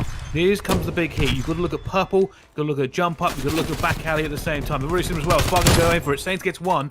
Kismet manages to get 1 back, and they now have more control over it. Spark's trying to stay alive here, waiting for his teammates. That nade comes in as well. They have the numbers now, Subliners. Can they execute the rest of this round? Yeah, Subliners has a really good difference, but here you go. Kismet has the bomb. He picks up the bomb. I don't think he's not going for the plant just yet, but, you know, knowing that, I think it looks like GodRx knows he's there. Actually, they got the bomb down now. Now Sparta in the alley, he's gonna actually kind of play patient, try to wait for these picks, wait for his teammates to maybe collapse in on this. But now down he goes. GodRx getting that kill on Sparta. Prolute answering back on that trade on GodRx. Now left in a 1v2 situation. Can Kismet actually clutch this up? He knows where... Oh, he gets the kill on Frosty. He knows where the other one is, but no, Prolute gets the trade. And they were literally in perfect trading positions. He got that kill. Now he gets the defuse. And, you know, now off that, going up 2-0 in the series. Yeah, big plays there, actually. I thought he might be able to make it. He clearly thought he was going to end up being pinched, but ended up changing mind, trying to go back for the double challenge, and didn't able to make it. But they just had numbers there, and that was the thing. The trades managed to come in as much as Built by Gamers tried to hold it. Unfortunately, numbers told in the end. And here we go. Here's the final trade coming through it as well. And there's Kismet unable to swing that barrel around just in time. 2-0 now for the Subliners. They're going to go back onto the attack, and, well, let's see exactly what strategy they're going to play out for. It wouldn't surprise me to see another A push. Yeah, no, they definitely, and that's the thing. They were set up, Prolute. He traded 2 kills there. They were set up for perfect trading positions. So here we, again, go on board, pushing that A site, but, you know, GodRx is kind of holding that down. It looks like Built by Gamers actually was locking down the B bomb site. So maybe they might recognize that and we might see a rotation from them. But here we have it. GodRx getting those kills. Now Saints actually getting another trade there. GodRx. And this is just, it's just so, oh my gosh. Here we have it. The bomb, he's actually planting it. Planting the bomb. Pentagram actually shots into Frosty. And, you know, you see the rotation coming in, but Subliners actually has the bomb down. And Pentagram getting these kills, getting these, hit markers on Frosty, but Frosty managing to get away with his life. Pander, they're just trying to regain control, you know, playing patient. And Prolute answers back with that 2-piece, 3-piece for Prolute. He's playing so well right now. It's just so much back and forth. And man, Prolute just locking it down though for the Subliners. Well, we were curious about what was going to happen after the recent run of maps we've seen. It turns out Subliners seem to be pretty much dominating at the moment. Everything they're trying to do is working. And it's going to be up to Built by Gamers to try and break that there. I don't think we're going to see another big B hit from them. They might try and do the familiar A hit, since the B didn't exactly work out. And yeah, that seems pretty standard. Leave one, watching your back and top purple and van. And then send the rest through the hotel. I wonder, where is Pentagram going? He looks like he's pushed purple. It's a bit of a dangerous scenario to be in. He sees a player up the top here as well. He's going to have to try and get away. And he has managed to do so. But there's a big fight going on. Glow Frosty has already pushed up to the catamaran and has held Built by Gamers back into hotel. They haven't got a lot of room to maneuver here, Ellen. Fortunately, they managed to take him down. Oh my goodness, it's suddenly a reversal. Prolute and Sparta left in a 2 versus 3 after having the advantage. Built by Gamers can pretty much dictate where they want to go. Big fight going to come on here. Sparta looking for Pentagram. Is he going to be able to figure this one out? Round and round they go. I think he knows. I think he must have heard him jump and is trying to figure out where on earth he's gone. Oh no, it could be bad for them because there's players coming in here as well. Spark trying to get one. That's the shot punch going down. They bring this back to 2 versus 2. It is traded back out again though. Probably in a 1 versus 1 here, Ellen. Yeah, Prolute in a 1 versus 1, and you know he's going massive right now, 6 streak. But Pentagram might be able to get this plant down, and it looks like he does. Left in a 1 versus 1 situation. Can Prolute keep the streak going? And he does. He actually with the punch there, and now he's gonna be able to get this to fuse. And oh man, he is on fire right now. Prolute 7-1 on a 7 streak with the punch there at the end. Gets the defuse, and now just leading they have the lead. Here we go. You know, Subliners, they had to have been not on fire because now they're turning it up. It's crazy. Now they're up 4-0 on this map, and you know, I don't know. It's hard to say if Built by Gamers can actually reverse this and come back and maybe tie it up to a 4-4. But with it's so hard to say. It certainly is. Well, let's see exactly what happens now. Subliners going to be flying high. Prolute, obviously, on a 7 streak himself, as well as 2 plants and 2 diffusers. So we shall see exactly what they're going to do to push forward here as well. Now, Pentagram trying to hold off this push. Desperately for it. An incoming streak here. Proloot obviously doing so well in this game, looking for it. Nothing showing up so far though. Doesn't matter. Glowfrosty gets first blood. Proloot just on Overwatch here. They have the numbers to execute this. Bomb trying to go down, but no. GoodRx managed to sweep in, hold this off. Great opportunity now for Built by Gamers. Not only to know where the bomb is, but they know somebody else is going to have to go for it at some point. Yeah, and it looks like actually Proloot has the bomb and he's getting the plant off. GoodRx trying to get those shots in. The Glowfrosty doesn't seem to be able to connect, but Subliners has this plant off. Now Pander left alive in a 1v3 situation. This is definitely going to be hard to take, and there you have it. Subliners actually gets the kill on that, now leading 5-0. Man, they're on fire right now. They really are. There's not much more you can say about it. Everything they are trying to do works. And even when you think Built by Gamers have a little bit of hope, you know, getting Saints straight down off of that bomb, managing to hold them off, doesn't matter. Doesn't work for them. Yeah, no, and Proloot, again, he's going crazy right now. 8 streak, 3 plants, 2 diffuses. He's OB Slay right now. Proloot, wow, I commend you. It's going to be interesting to see how Built by Gamers can answer back to this one, but you see an aggressive push into B right now by Built by Gamers, and Subliners actually has a defensive there. They have, 2 on B right now. We might be able to get some shots in. Now it looks like they know that Saints knows that he's there, throwing those stuns in. Glowfrosty getting a kill on GoodRx.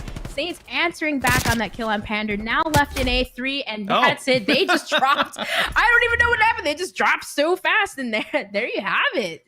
Subliners coming back and clean sweep on these last 2 maps. Well, that's a huge reverse sweep for them over Built by Gamers. And that's probably why we were so confident about them coming into this one, Ton. We were confident, but probably not in that fashion, right? We probably expected it to be maybe a little bit more simple, but I mean, what a Built by Gamers got to do to get a win at this point. 0-3 now. I mean, that's got to be a really hard one to bear. You look at this roster, you expect them to be doing significantly better, but things are just not going well for them at this moment in time. But congrats to Subliners Academy, things looking good for them. Really nice result, and they continue on 3-0 now for them. They certainly do. Let's take a look at the recap for that one, and this is how exactly it went down. It was a big reverse sweep, but we started off on Moscow Hardpoint, 250 to 154, Built by Gamers. Then the Search and Destroy 6-5, again Built by Gamers, take Moscow twice in a row. Turns out maybe that was the secret. Play them on Moscow. If they got to control Moscow, it could have been all over, but they didn't. Checkmate control. Subliners take it.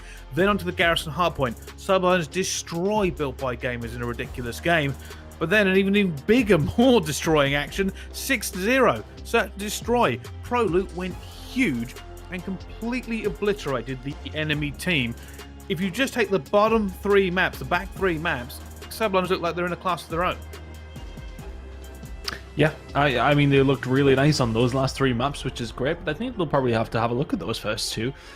Things not necessarily going their way. Just maybe Moscow. Just either way, just don't play Moscow and you'll be fine. I wish that could be the case for some teams, but obviously we know that some of them will slip through. But realistically, though, really good performance on the last 3 maps. Just makes you wonder where were they in the first 2, but nonetheless, they'll get it done. And as said, it's looking good for them in stage 1 at this moment in time. Should put them now on 3-0. I'm just having a look what their next game coming up today is going to be. It's actually going to be against Higher again. So I mean, that'll be a very, very good game. We know Higher are a solid squad, so be interested to see that one, how that one turns out. But Subliners Academy, they'll be very, very happy with that result. Built by Gamers, on paper, I said, should be doing a lot better than they are, and I'm curious to see if they can bounce back from this. There's not that many games to go. Obviously, you play your 4th one today as well, and they're actually going to be going up against Mr. Midmap, so that's actually just a must-win game for them coming up.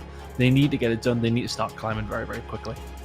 They certainly do. And speaking of everything coming up, here's the schedule for our broadcast tonight and everything that has happened so far. And of course, Obtained Esports defeat Rams 3-2 and August defeat Team 3G. That was our European group that happened earlier in the evening. And then, of course, the game we just saw, a full reverse sweep by Subliners Academy against Built by Gamers. It's certainly one for the VODs to watch how ridiculous it did go down. But last but not least, North American region game, Team Z versus the UT Crew. That is our next game coming up in just a short while. And Tun, that is also going to be looking like a good game. And I'm coming to you, Tun, for a very simple reason. You've been super biased the entire time about them. Are you looking forward to this Just game? my entire casting career, to be honest with you, Bryce, at this point. No, look, it's a lot of familiar names from the UK scene. It's familiar names from across the global scene, alongside a little superstar from America. So I'm just really interested to see this squad. I think it's just... You don't often see the mix of regions until obviously franchising came through, and then that's where you start to see it a little bit more. I'm just interested to see how they do. Obviously, they haven't actually had too bad of a start, and I'd be curious to see how they did in their very first game today. They would have been actually going up against Mr. Minmap, so that's more than a winnable game for them. If they're coming at this 2-1, going up against UT Crew, let's see what happens. They're 2-0 UT Crew. It's not going to be an easy game. It certainly isn't. And unfortunately, I have you as our non-biased member because Tun can't help himself. What do you think about the game we are going to see in just a short while then? Team Z versus UT Crew. You know, I was, kind of looking at both teams, and I feel like Team Z actually might take this one, but don't count UT Crew out. A bunch of young talent on that team, and, you have Phantoms who actually used to be a part of FaZe, who used to be a part of Pairs. He has that experience, so maybe, they might have something up their sleeve, and I believe right now, are they 2-0 right now, I think? They just recently got second. Yeah, correct. And, they recently just got second in the Challenger Cup, too, so even though Team Z, don't get me wrong, they are a stacked team. It would be nice to see UT Crew, maybe take it. It might be a close series, might not, maybe a complete blowout from Team Z, but either which way, I'm gonna say on this one, I'm gonna say Team Z, but it would be nice to see UT Crew come out on this one. All right, well, we're going to have to wait just a short time for that game to start because we are going to go to a quick commercial break. When we come back, though, we will be watching Team Z versus UT Crew. Don't go anywhere. We'll see you right after this.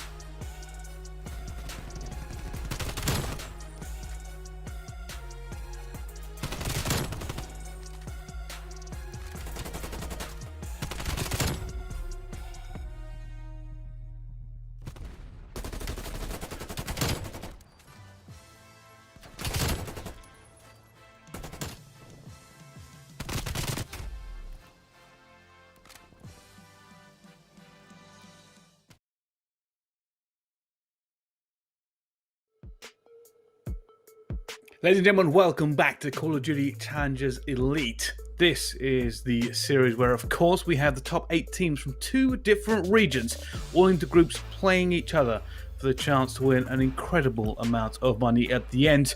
And we are coming to our very last game of today. Joining me, of course, Tan and Ellen. Ellen, of course, it's been a very fun one so far. We've had some really crazy games going on. Yeah, that last game, I think I was a little bit too excited.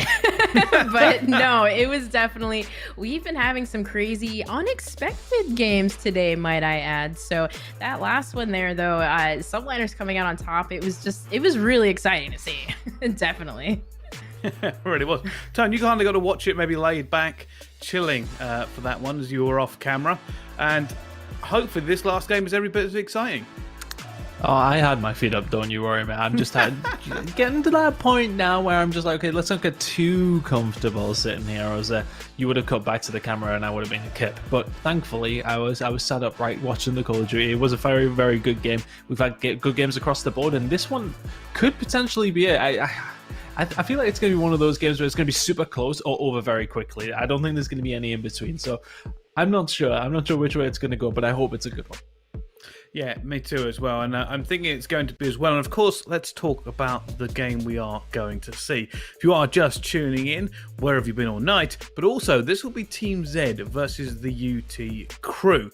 Of course, UT Crew at the moment 2-0 in the groups, and I need to get confirmation on that third game. I believe they won that as well. And also going against Team Z, who have suffered a loss so far. Ellen, which way are you leaning? Again, it's tough to say on this one because UT Crew, they're right now undefeated 2-0, and Team Z again, they're 2-1. I believe we confirmed on that. So, but they're a team of powerhouses, and Team Z. It's just the players on that team just look so well, and UT Crew, you kind of have more of like the young guns, but you just never know which way that can go. And also too, UT Crew did place second in the most recent in the Challenger Cup at the end of January, so they actually might pull out some tricks up their sleeve and surprise us. But overall, I don't know. It's hard to say between Team Z and UT Crew. I'm kind of changing my prediction and leaning towards UT Crew. I just feel like they have something up their sleeve. Here, it's begun. It's begun. She's just flip flopping in between predictions. We knew it would start happening. It's inevitable. You're just saying that because you want it to be Team Z. Look. No, I mean, if I was to give my opinion on it, I think I would probably lean towards UT Crew as well. But for me, looking at the results that Team Z have had so far, realistically, I'm a little bit surprised. You look at, look at the team on paper are very, very solid, but it just felt like a little bit thrown together. They just scraped their way through after not really getting much practice in together, and they will get better as time goes on. I just didn't expect them to do so well so early. That was my thoughts on it so far, but I'd quite happily be surprised in this one. I'd love to see them pull out another good performance. We know the players on that team very, very well, and it'll be interesting to see how they gel together. It really will. I've got to say, I'm probably feeling the UT Crew if I go with my head for this one. The reasons being, of course, are actually really simple. Not only are UT Crew 3-0 currently in the groups, Team Z not a bad record. They're 2-1, winning their earlier game as well against Mr. Midmap 3-0. But historically, if you look at these two teams, like Ellen has pointed out before, right?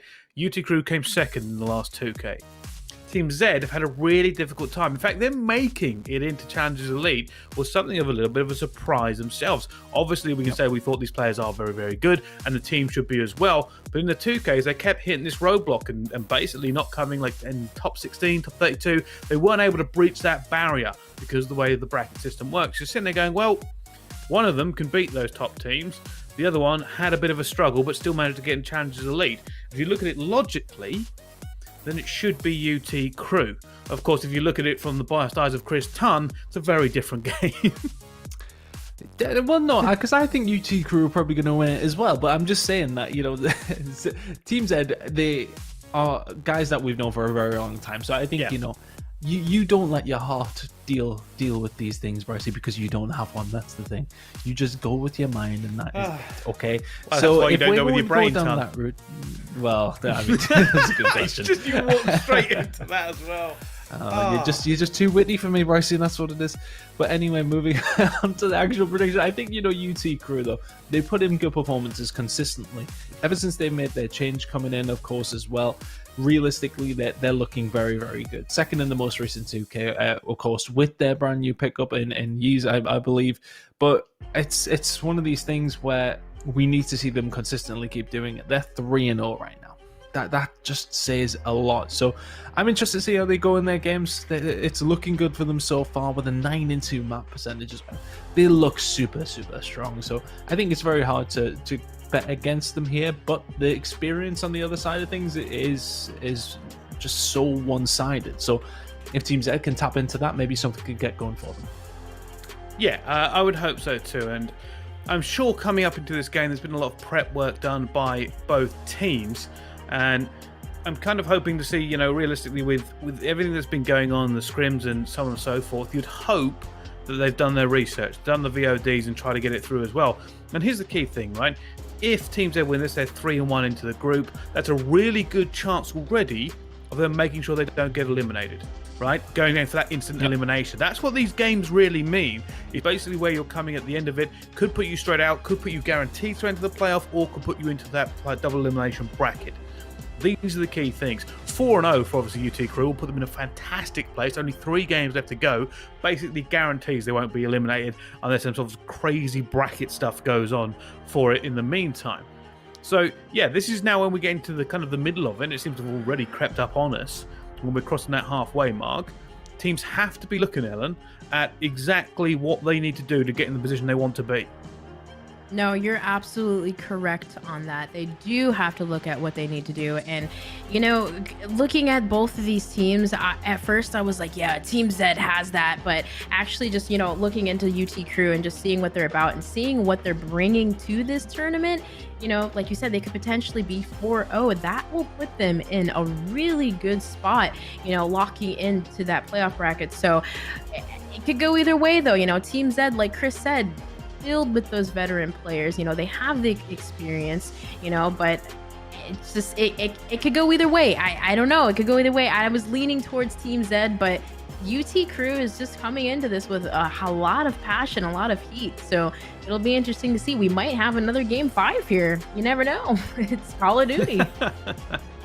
It certainly could happen. And the way you usually end up breaking these down is obviously, who they've beaten and exactly what you think is end up going to happen here. And like you said, end up being Mr. Mid-Maps earlier, Team Z took them down as well, only losing to Subliners, right, so far, that we saw incredible earlier on.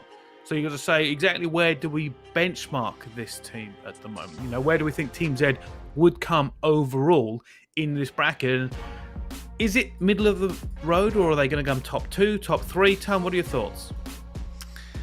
I think middle of the road is fair to say. Based on how they've started things off, we've seen some poor performances from some teams we'd expect to do better. Built by Gamers, for me, are one of those teams higher as well. I mean, Team Z are sitting in with a better record than 4 other teams currently. So they're already in a decent spot. They're right in the middle of the pack. I think it would be very hard to break that top 3 of Wester, UT Crew, and potentially Subliners Academy with the way that they've been playing things so far. But that middle of the pack, they would be looking there to try and get top 4, top 5, that's kind of where they want to be at. But I mean, I think top 2 would definitely be a push. I think a 4th, 5th is kind of where they want to be sitting around right now, and that's exactly where they are, and that's where they want to keep themselves by. Just keep going, even winning the games you should. Mocky and Mr. Midmaps, these are games that I expect them to go on to win, of course, but look, they just need to do as best as they can to get themselves into that double elimination bracket. I don't think they're automatically going to qualify for that. They have to make themselves through to the single elimination bracket potentially. I'm just excited to see how they can do. I think there are a team that are going to get better with time. I think just the fact that they just brought Ty in as well for the qualifier, that is something that means that, they have to get some practice with them, have to get some competitive games under their belt with them. This is the perfect time to do this. It's a very, very good squad they've got to go up against here. But so far, so good for them. I mean, 2-1, I think if you'd offered that to them after 3 games, I think they probably would have taken. Yeah, probably as well. And here's the other great bit, right? Now we're at this point, and we've got a little bit of time. The game's almost ready, but we've got a little bit of time. Now we're at this point in the group standing. We can try and figure out by the games left exactly where they should come, right?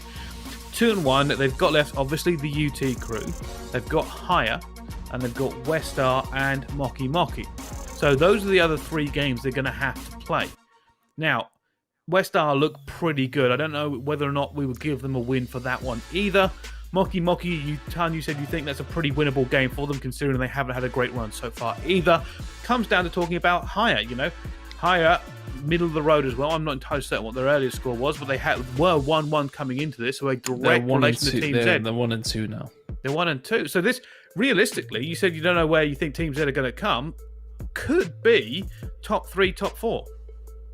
Unfortunately, there we go. There's the updated standings for us. Take a look down. Yeah. It's very doable. I think it's the game against Haya that puts them within the top 4. I think, Build by Gamers aren't really going to catch up to that now. It would take something, but I think it's themselves against Haya, which is what it's going to come down to. I very much expect them to beat Moki Moki, as much as I very expect them to probably lose to Wester with how good they looked yesterday. But I don't know. I think 4th is kind of where we're at with them. I don't think they would be able to go on and beat Subliners. Obviously, I think they've already lost to them specifically anyway. So, look, I think they're pretty much of where we would expect them to finish at this point as well. We, as said, are pretty much at the halfway point with each and every team having 7 games to play, of course, with 8 teams in each league in Europe and North America, respectively. I think they're in a good spot here to finish 4th place, but it's going to really come down to that game against Haya. I think we'll keep an eye on that, obviously, in the coming weeks, but they still have a potentially winnable game here against UT Crew, but I don't know, man. I'm still, it's the 9-2 map count already that they've got in there already. They've beat Haya 3-2. Let's flip this completely on its head then. Let's talk about the UT Crew. Ellen, the UT Crew, where do you see them coming here? They haven't played their 2 big rivals, Subliners or Westar. Team Z is obviously going to be a step along the road here, because if they lose it, they go pretty much equal with them. Where do you see them going? If UT Crew, it could go either way. Wester coming into this, they're, like I said, they're looking really well right now. But UT Crew, I don't know. It's just one of those things. It could go either way. But honestly, I don't know. I don't know what to expect from this team. Honestly, truthfully, you don't know what to expect. They're kind of like a dark horse. You might not, they come into this tournament, you might not think they're doing as well, but 9-2 map count. That's really, really, really good, and they're just looking solid for this. But Team Z, if they can come up on this win, it'll be really hard to see if they can actually clean up on Wester. But I don't know. Looking into this, I think what Chris said kind of does it. Team Z looks like they might be, around that area, around 4th. But it really is going to come down to that match, I believe, with Higher. I really think it's going to come down to that match. Yeah, I can see that as well. And I think, here's the thing, right? Say, hypothetically, UT Crew defeat Team Z here. You wouldn't expect the UT Crew to really lose to anybody else except maybe Westar and Subliners. So it becomes kind of that race for the top 2 then. And I'm very much looking to see how that ends up playing out between those 3. Obviously, flipped the scripts just a little bit. Team Z, if they manage to get it all locked in and brings to a 3-1, then yeah, UT Crew really have to look forward to seeing exactly how the rest of it all plays out, especially if they don't do well against Westar and Subliners Academy. But while waiting for this game again, I do want to go back to our maps for just a minute so we can cover those, so everybody at home can remind themselves of what we are about to see. Crossroads Hardpoint will be our very first map here in this best of 5. Then Miami Search and Destroy, which we actually saw just in our last game earlier on. Great map for this one as well. Then we get Raid Control coming in for it, and Raid Control I actually end up love watching because of the dynamics around the first control point ring and whether or not you capture that first or second.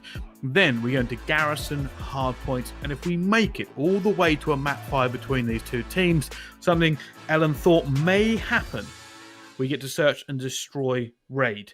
Ellen, has this changed your mind at all with how you think this is going to go down? Honestly, no. I really want to see Team Z, bring the heat to this UT Crew team. Even though they are 2-1, UT is undefeated. I still think, it might be a pretty close matchup here. Just, you have those veteran players on the other team, but UT Crew has that, that young gun player mentality, and they're just fresh into the scene, just pretty much, starting the last couple years here. So I still think it might be a really, really close matchup between these two teams. But again, you never know. You never know. You don't. Yes, that is the truth. And I believe we should be only a few seconds away from starting it here. Ton, head or heart? That is the real question you're now going to have to answer about your final prediction for this one. I'm going to go with head, but I'm actually going to go in a very close game. I've been having a look through give me a UTC's scoreline then. games. I'm going to go with a confident I'm going to say scoreline, 3-2. Bryce, I'm here till 5 a.m. again. That's all I'm saying. It's 3-2. Do you want to go for the super hard prediction? Do you want to go for the super hard prediction and go for the? I mean, there are levels to this. Can you figure out what maps which team is going to win? And then if you want to, you can even pick the score lines. That's the ultra hard game. How long have we got before the game starts? I don't think I should even attempt it. It's ridiculous. I mean, what are you asking of me? How am I supposed to go even that deep into it? 10 years COD experience, probably. Well, yeah, that should probably help. UTC, I think, look, the thing is like, I'm feeling like the veterancy of Team Z, especially on, like, in my head, I'm like, oh, they should be really good at Raid, but it's like not many of them really played it. I mean, only Jared you can necessarily say way back when, but then that's stretching to a certain degree. But basically, my prediction is based on that UTC, when the only two maps they've lost was actually to Higher, so that's a middle of the pack team. UTC, the other two games they've been against, are we reading too much into it? Our casters for this one, and will of course be Ton and Ellen. Take it away. Well, thank you very much, Bryce. I'm very excited to get into this one. The UT crew going up against Team Z to close things out here in week number 1 of the Elite Challengers Season 1 round robin games. And it has just been a fantastic time of things. Some very, very good games, especially this evening, Ellen. But getting into this one, it is going to be over onto Crossroads Hardpoint, and very excited to see who comes out on top of this one. Yeah, and it looks like UT crew already set up on that P2 hill, having control, and they're getting these first initial kills here. Team Z not even with a point on the map. They have perfect map control right here, and it looks like 14 seconds left on the clock, already rotating to this third point. It looks like Team Z is set up here maybe to possibly get a couple points on this one, but yeah, UT crew is just doing such a good job at playing, and now we already have it rotating onto this next point. It looks like Team Z is set up right there onto the point. They might be able to hold this down, but he's getting all these kills. UT crew is just actually going crazy. Dylan Rex 7-1, controlling this bridge, and oh my gosh, they're actually doing such a good job. P2 on that hill. They're just set up already. Man, UT crew is just doing such a fantastic job of slaying. And through only 3 points for Team Z right here, and Dens actually answers back. Maybe they might be able to take control back on this point, but no, the trades come in, and UT crew still has control over this point. But Team Z managed to get a couple points here, maybe fighting it from the front, but nah, it looks like UT crew again just overall showing dominance right here, just up 70 points in the map. I think the thing is that they get the rotation over towards P2 after spawning that side initially, and it's just easy enough for them to lock this one in. But what can Jade get going as he finds 2 as we head over towards P3? But you're very right. It is a very dominant start for UT crew so far. And look towards the kills, it's not literally too dissimilar. Of course, UT crew outslaying at this point, but Yisenko, can they continue to go through here? Team Z in control and getting their first decent amount of points on the board. Zed should find this kill here with the help of his teammate as well, and things are going to start pushing on through. Can they expand out a little bit, push UT crew back? 30 seconds now on the board now as Jintroid in forward, trying to clean up in mid-map, and that's Tay going to be slaying down. Jintroid will push on through, 30 seconds remaining here on P3, and they've already broken through, Ellen. Yeah, set up on P3 here now. UT crew just doing a fantastic job of slaying. They're pushing out that backside. Team Z trying to answer the push. Now Zed actually pushing through here. 2 down for UT crew. See if they can get control on this. Team Z just making a beautiful plays, but Dylan Rex answers back with that 2-piece. Phantoms is still in the back. I don't know if Jared saw him. He's actually in the back, but they got the shots in. Now Jared actually staying alive back there, getting a two-piece, but he gets traded out by Gentroid, and the trade's coming in. It looks like UT Crew still doesn't have control there, but now Team Z taking it back over. Man, they did really good at flipping the control there. Now Team Z in control of that P3 hill, and hopefully they might be able to suck up some time here. Dylan Rex, it looks like the streaks come in 3 down for Team Z now. The control flipped again. UT Crew just massive slaying power coming in from Dylan Rex. He's 17-7, ton. 17-7. Going absolutely off for UT Crew right now. Just having a fantastic time of things and getting himself inside the point, getting things going. Zed though, 10-13 out of him.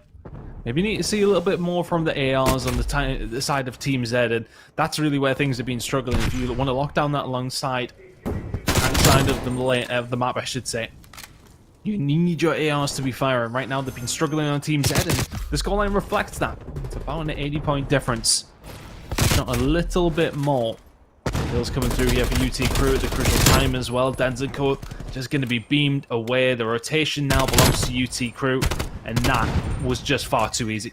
Very, very easy for them to break this hill, and then all of a sudden they've managed to flip the spawns and are slaying across the map.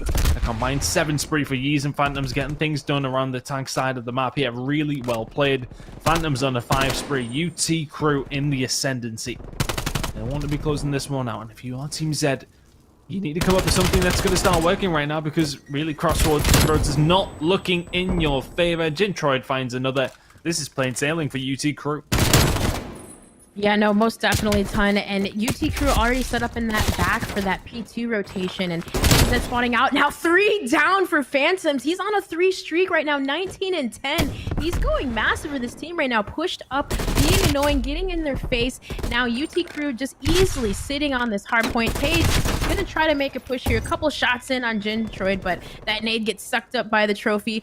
Jared, it looks like they're gonna be trying to push through the catwalk, but Dylan Rex answers back with that kill. Phantoms going and getting a kill. He gets another 2-piece. Man, UT Crew just has complete control of this P2 hill, and 30 seconds left on this hill. They can soak up the time and slowly start to make a rotation, but Team Z has to, they have to push. They have to get some time, because if UT Crew gets this, they'll be up, 230-43. It's not a good position to be in, but, the trades come in. UT Crew just doing such a good job of slaying, and, there you have it.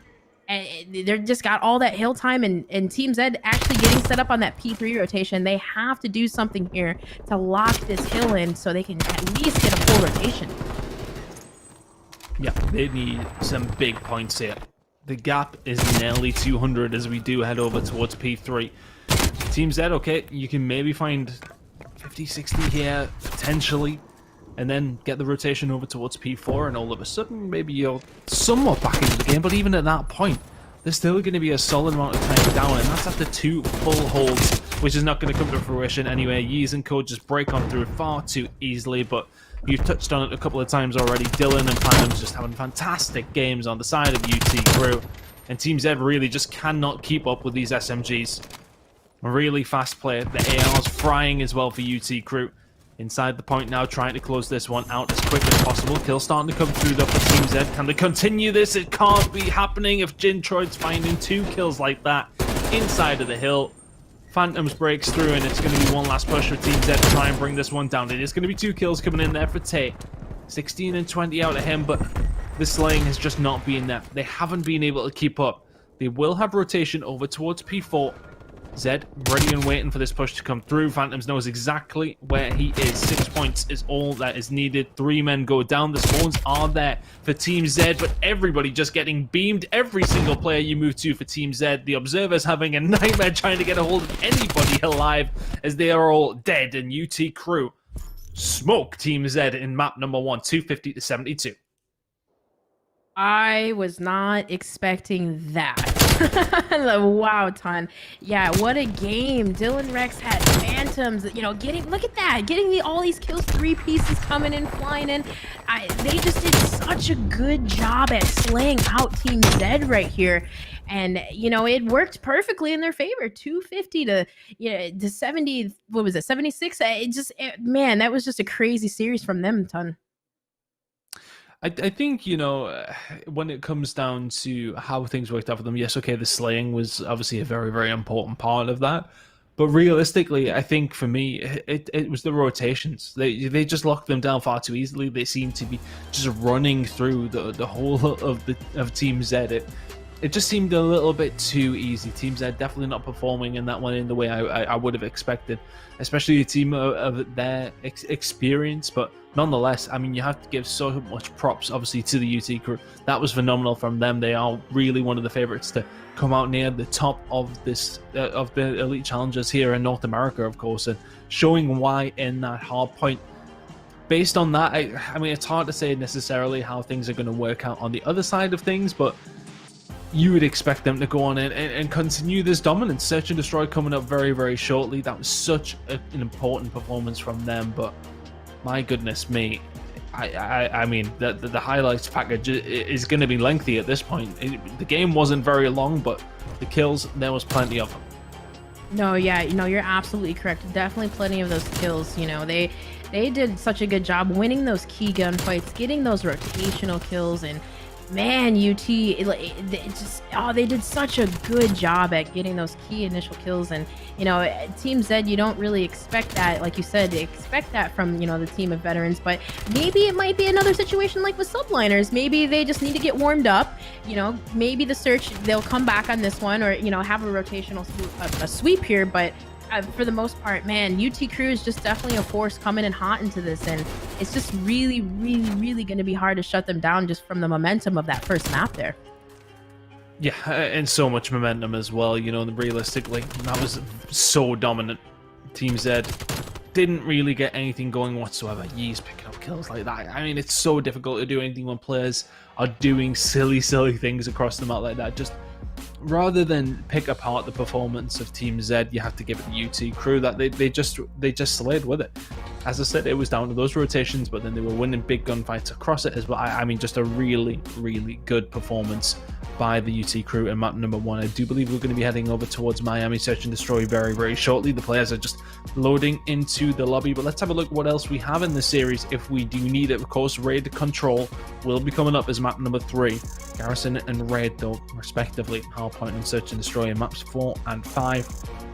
I don't know if we'll need them based on what we just seen there. The Hardpoint, very, very one-sided, Ellen. I'm not too sure what you think.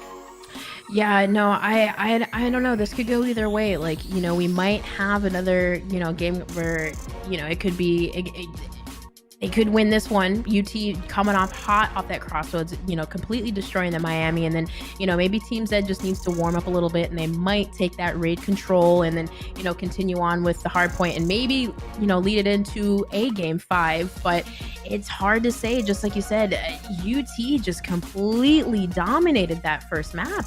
But maybe they just need to have a little pep talk, and Team Z just can get it together and bring it back on this Miami search. But I don't know. Going into this, it's just it could go either way, because Search and Destroy, kind of like what Bryce said earlier. You have Search, and even though you might be down 0-1, but you can still kind of bring that momentum back because there is multiple rounds. So just hopefully maybe they can get their head together and come back on this Miami here. Possibly. Let's see if they can get it going. Seem to be having a couple of problems getting the players into the lobby, but hopefully we can get this sorted very, very quickly and get into game number 2. But a really, really solid performance by the UT crew map number 1. It seems as if we're going to have to reset the lobby, so we should be waiting just a little bit longer to get into this Search and Destroy. But this is the closeout of week number 1 of the Elite Challengers, of course, season 1, and it's been an interesting one. We're starting to learn about some of the teams a little bit more and their specific matchups against some of the other teams. And I wonder, from your point of view, who's impressed you the most in both regions so far? So you just want like a team from each region? Yeah. I mean, it could be a player specifically. I was just curious to who. Because there's been so many good matchups. I would actually have to look back at my notes here, but honestly, I think right now Connect 4, they are killing it right now on the EU side of things. And For this side, Wester, definitely Wester. One of those teams that you kind of, you don't expect necessarily. I mean, well, you kind of did expect them to do good because they've been kind of killing it in every single cup. But I am really impressed with that team and how well they just kept that, composure, continued to just do their thing, and it's working really well for them. Definitely working really well for them. So if Wester can continue to keep that up, I'm just very impressed with that team, because sometimes just that pressure from playing all these maps or even being broadcasted, some teams you see, sometimes they fall apart, but Wester just keeping that momentum, keeping that positivity going for the team, and whatever they're doing, it's working really well. So definitely in this the NA side of things, that's definitely my team of favorite. Yeah, Wester are looking really, really good. I think for me on the European side, it has to be Oglis. They've come out 4-0, the only team to remain undefeated in the European side, and they just look very, very good as well. 4-0 I said Connect from 4. them I said Connect 4. That's who Orglis. I'm so sorry, Orglis. Yeah, it's coming out now. I said that too, because I said they're undefeated right now. No, I meant Orglis. Yes, absolutely correct on that. I'll allow it. Just allow it just this once. These two undefeated teams, though, a very, very good start for them. They're pretty much nearly guaranteed a slot in that single elimination bracket, obviously advancing on through to possibly going into season 2. Not definitely secured, but a team who'll be wanting to try and get a better showing in this map specifically will be Team Z. UT Crew now find themselves up 1-0, and if they can replicate anything like that map number 1 here in the Search and Destroy, things are going to be looking good. But look at this big fast hit coming out from Team Z straight over towards B, and Jerd finding 2 kills on the entry. Well played from him, but Phantom's down. We'll find 1 kill, we'll find a second. It's too easy on the jump up. Nobody watching now, a 1v2, but Z finds the kill. Team Z get the start that they needed. Yeah, that was definitely great plays by Team Z. They instantly just started off with the aggression there, maybe coming off from that last map. They're like, all right, let's get it together. Let's go, talk what they needed to talk. And they obviously talked the talk. They walked the walk. Beautiful kills and aggression there from Z, getting those kills and just setting up positions to trade. They did really, really well right there on that first push. Very aggressive through Garage is something you can try your hand at, but I don't think UT Crew will let that happen again.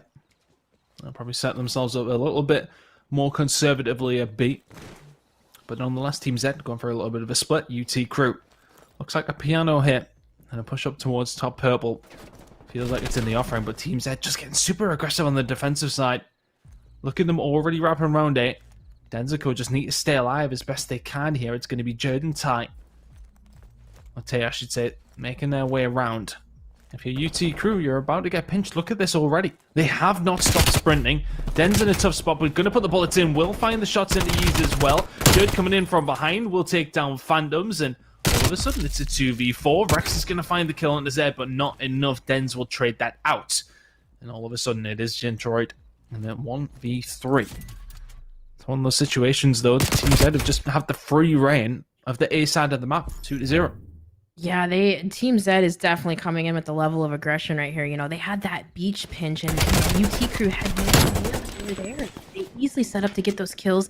Den's right here just picking up these kills, and it's just, man, Team Z is definitely on fire in this map. They're making a statement, and you can clearly see right now, like, they're doing such a great job at just keeping that aggression up and working together as a team. I think it's just that I said that aggression is coming out, and it's maybe caught UT Crew off balance a little bit. Most definitely. See now though, Team Z is going to make maybe a little bit of a slower push over towards A. See UT Crew answering back with a big push through mid and also over towards top purple. They'll probably have a good idea that the push from A is going to be coming in very, very shortly. It's a slow one for them, but shots going to be coming in from top balcony by the looks of things. Jintroid up through the middle of the map. Has found a route through, just covering his bases. Is he going to see Tay towards that side? Yes, he is. Jerd on the bomb site as well. Should be dealt with. Well played by Jintroid. This is looking more like a UT Crew round. Den's left all alone in a 1 versus 4. Not an easy feat. Great shots towards Phantoms. Should be dead momentarily, though. He's over the top. UT Crew on the board. Yeah, it seems like definitely a back and forth on the aggression there, but UT Crew played that so well with that mid rush and, Jintroid getting those shots in, and I think that just caught Team Z off guard. They did such a good job there, just aggressively pushing, and, it's great plays by them going back and forth, definitely for sure. But you see, interesting to see though how UT Crew now plays the offensive side on this. Hopping on board with Jintroid, 2-2 right now. He's on a 2 streak, so looks like kind of momentum increased for him. It looks like they might be making an A push here, but you got Phantoms kind of locking down that mid lane there, and slowly they might actually make the push. Doesn't seem like Team Z exactly knows where they are. There's only one here. He actually might be able to get the kill, and he got that kill on Tay. So you might see the rotation here coming in from Team Z, but not before UT Crew plants the bomb.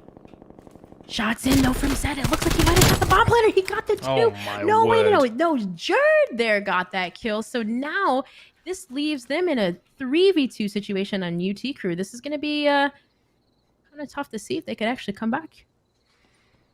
Team Z, though, not in the worst spot here. UT Crew just trying to figure out what they can do, because the bomb is obviously retrievable for them. Rex is going to get a hold of it, but the problem is you've got to be able to plant that. Especially with Dens there, but really good shots. And now the push is going to come in from Jerd. Can he get it traded out? Oh! Zed! Oh my goodness, how she found that second kill. You've got to argue that UT Crew had to clean this one up, but here we go. Best player coming up. Zed gets the carry off the bomb. Shots from up top. Oh, Jintroid. The turn and burn. Yeah, Zed definitely picking up those two right there. He's actually 6-2 for the squad on a 3 streak. So definitely you see the level of aggression coming in from Team Z, and they're doing such a good job at executing. And it looks like here we're actually gonna hop on board with Jerd. Oh no, we're switching back over to Zed. It looks like they're kind of doing like a split push here. You got 2 going to B, 2 going to A. It looks like overall though they might be making that A plant. Zed just gonna wait here patiently. He might be running into Dylan Rex. He's bottom piano there. So you got 2 on the side of UT Crew, kind of just watching that mid lane. And there you have it. Looks like Dens just goes down now. Dylan Rex actually on the kill, but nope, Zed picks up that kill. Now Zed's just kind of looking around. He knows that Jintroid's over there. He's going to run away, try to get that mid-map control, but the bomb, it looks like it's going down. Yeah, it looks like it's going down. What a strange S&D this has been. Jed's going to escape on this left-hand side as well. Phantoms can't get an eye on him. They need to try and clear out the beach before they want to make the push. Good shots by Jerd, and Tay will find the kill into Jintroid. This has been a very, very different affair to map number 1, Search and Destroy. Very much a different game mode and being shown here. Team Z looking very, very solid. Shots in from Z and just backs on down. He knows he can just play with his dinner here just a little bit. He's now in a really tough spot. 8 seconds to go. It's going to be around over towards Team Z again. 4-1 now. Looking so good for them on Search and Destroy. Oh no, most definitely. And that was, that was crazy. They were actually fighting over there at BFI Piano Front Hotel. And then next thing you know, the bomb goes down. But they were in positions to even just get those trades, watch that bomb site. And Team Zed's on a 4 streak right now. So he's just doing so well at just keeping that momentum up for his team and leading him in kills. And oh man, it's just, they're doing so well. They're doing so well. Yeah, I feel as if they're playing quite unpredictably as well. With what they're doing, it's nothing too typical and rigid. They seem to want to flow around the map a little bit more. UT Crew have just said, well, I think let's just try and get control of top purple and see what we can do with it. It's a hard push though. Through this door, grenade will slow them down. Yeez has to back on down. Team Z ready for this one. Yeah, they're set up in this back alley here, so it's going to be interesting to see how UT Crew is going to utilize a push. Both teams stacked on this point, so bomb's going to inch its way into garage, but I don't know, dude, they might not actually see him there. Who's laying there? Zed's laying there in the corner, and he's laying there. He gets the kill on Yeez. Now Jintroid follows up on that kill and Zed pre-firing that. He knows he's there. He just threw a grenade. It's just back and forth trades, but he might actually get this He's blinded. Phantoms is blinded. He might be able to get this plant down, but 25 seconds left on the clock. They have to push these guys in the alley, and it looks like Den gets the 2-piece, locking it down, holding this. They don't want to come back. They want to close this out right here and come up. And, you know, Dylan left in a 1v2 situation. This is going to be tough to get the plant off with 10 seconds left. He might be able to get it. He might go for the kills, but no, not enough time. He's just kind of hopping around, running around, see if he can get a kill, but he gets a kill on Tay, but it doesn't matter. Team Zed again locking it down. Dens, that was really good shots from him holding down that alley. I think my only complaint is why hasn't the bomb gone down? Phantoms who's lost it. In the middle of nowhere, he probably could have went for the plant. Dylan behind him. The push had come through towards the back alley. Yes, he would have died anyway, but the bomb down would have definitely put you in a better spot. 5-1 to Team Zed now. Looking to get on the board and looking very likely to do so as well. Yeah, no, most definitely. And it looks like, you know, UT Crew really has to utilize a good defense here. And it's going to be interesting to see if Team Zed plays aggressive. And again, they're kind of playing a slow B push, but you know, you got Yeez on the flank there. He actually might come in contact with Tay on the flank. I don't know if he actually sees him, but Dylan Rex is holding this down, and it looks like Yeez actually picked up that kill there. Now, Team Zed, again, they're just kind of slowly inching their way towards B, but UT Crew, you know, don't count them out yet. They have map control kind of here, but, you know, Zed is just shutting them down 9-3 right now, just getting control. Now they actually might be pushing through their spawn, and maybe then we might see a wrap to A. Hard to tell, but looks like, you know, 2v3 situation here, and it looks like that, you know, 35 seconds, they're just going to wait for those kills. Seeing Zed towards the back here, Phantoms. Of course, actually former teammates on the Paris roster, albeit didn't really have a chance to play it together last year. Zed will find the kill onto his former teammate, as mentioned, and now it is a 2v2 for Team Zed to close this one out, and then a really good spot to do so. Shots into Zed are going to come from Dylan now, looking to re-challenge as well. Zed across, just going to bait out for Dens to come round behind. Now B completely open. Has he got time to get that one down? It looks that way as well, but Dens is going to find the kill, and that is going to be Team Zed on the board with a really, really big win, 6-1 on map number 2. They take Miami. This was really good because Zed just baited this one out, and then the bomb has to go down very, very quickly here. Den's just watching each and every way, watches the jump over, and if Yeez gets a hold of the bomb planter there, it gets out. It's a round win, but couldn't get out in the end. That will be the round that will beat the map. 6-1 to Team Zed. Their S&D game looking very, very good. And if I'm honest with you, it was a quite strange way they played it. It seemed very unpredictable in the way that they were moving around the map defensively and defensively, and it worked out completely fine for them. 6-1 is some scoreline on Search and Destroy Maya. Yeah, no, I definitely agree with you there. You know, Team Zed, they at first they were playing super aggressive, but then, like you said, they kind of started playing unpredictable. You know, sometimes even watching those flanks are making it seem like they were going A, but really going B. And, you know, they just did a really good job psyching the other team out. And, you know, UT Crew kind of tried to answer back there with the aggression maybe on the flank, but, you know, you had, I think it was Dens, you had him watching the flank, and they just did a really good job of just psyching them out.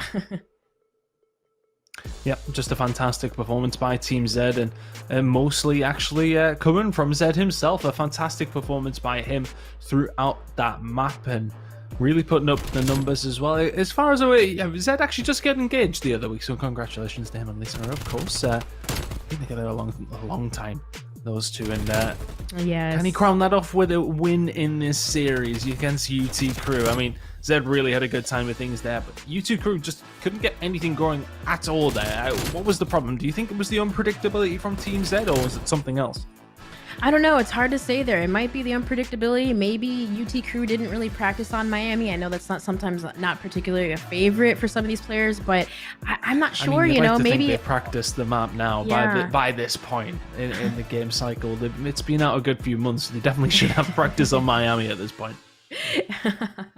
Yeah, you know, maybe not as much as some of the other maps, because usually, but yeah, I don't know. There is just maybe the fire was lit too with Team Zed. You know, just coming off of that loss from the first map, maybe they just got it together. You know, talked what they needed to figure out and just push through. And you know, overall, it was a blowout on the first map in favor of UT Crew, but then it was kind of a blowout in favor of Zed on the second map. So the third map, you never know how that can go. I don't know. Going over towards Raid by the looks of things, and we will figure out how it's going to go very, very shortly. Garrison, after that, we will see that at least.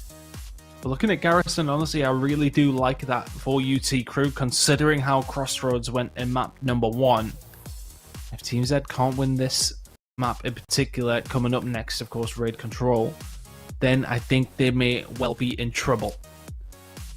But if you're UT Crew, you recognize what happened in that Search and Destroy, and you recognize that that could happen in map number 5 as well. You'll want to close this out within 4.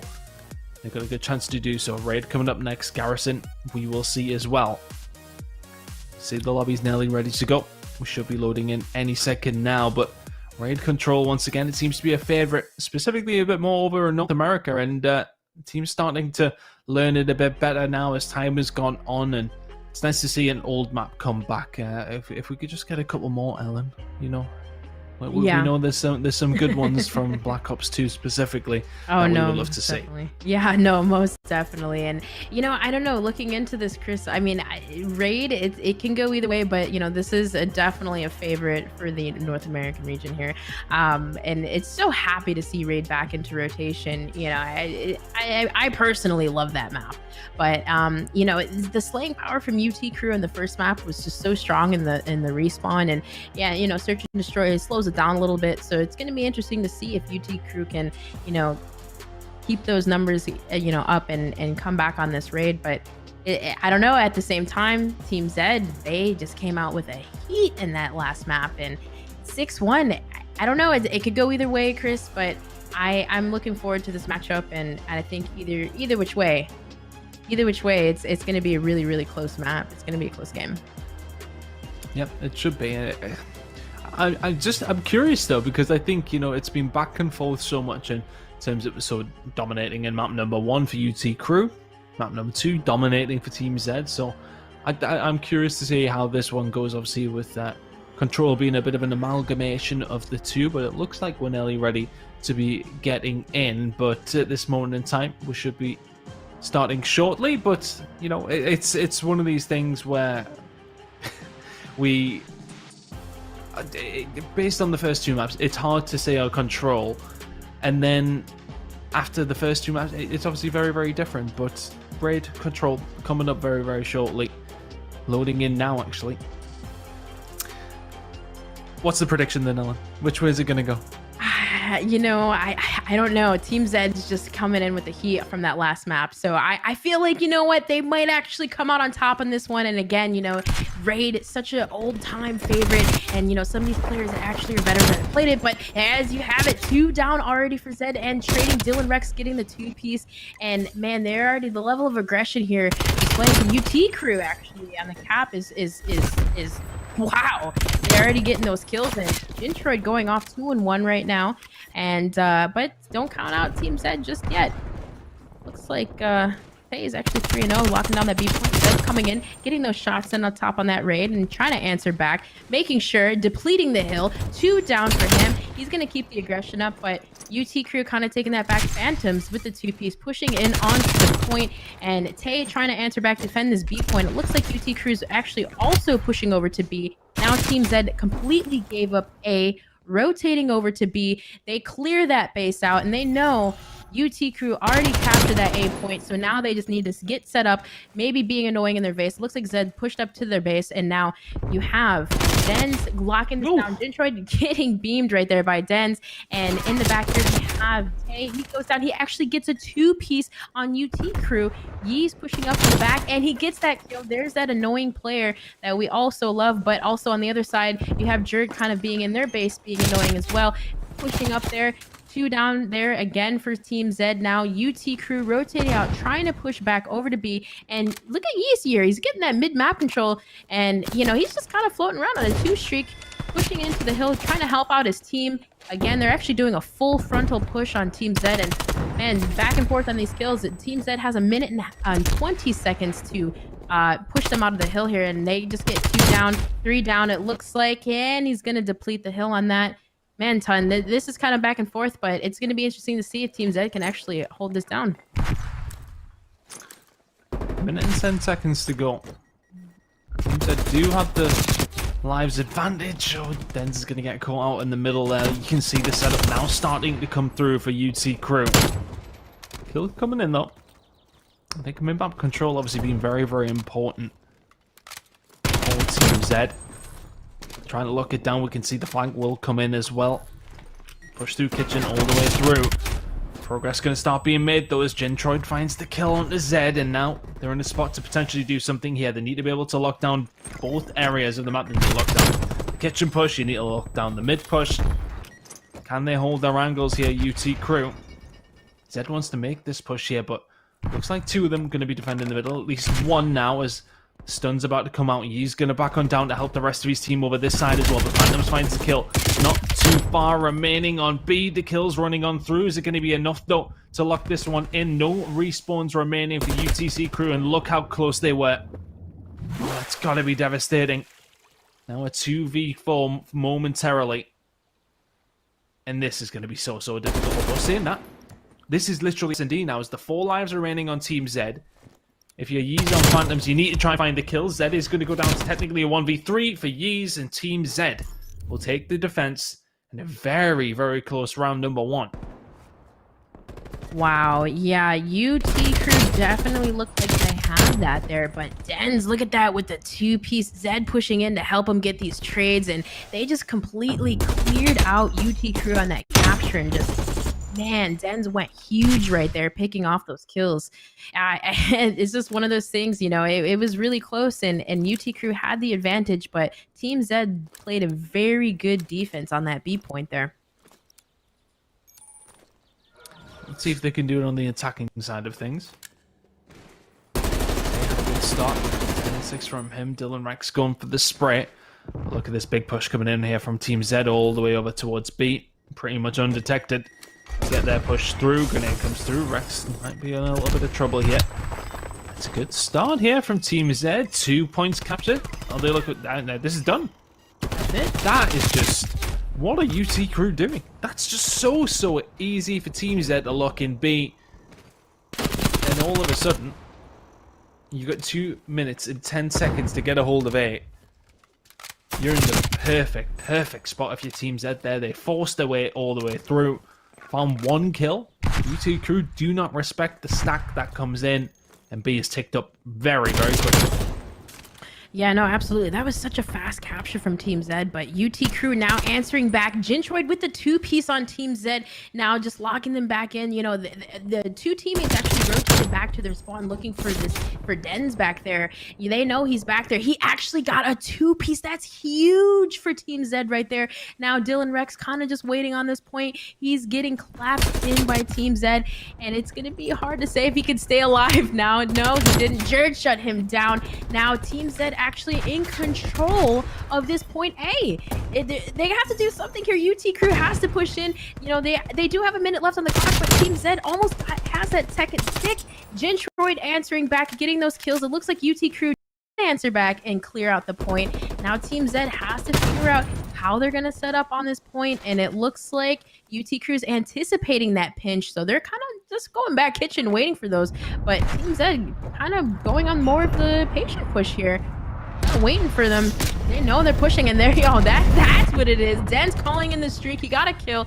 2 down, 3 down now. Team Z flying into that point. Zed getting these kills, holding this point down, just laying there, being sneaky. He gets the kill on Gentroid now.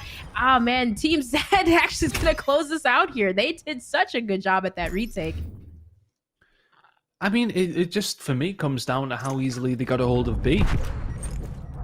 So well played to get themselves in this spot where they've got so long to make the push onto A. Jordan having a fantastic game here. 2-0 to Team Z now. It's their turn to defend as well. This could very well be 3-0, and we could be heading into map number 4.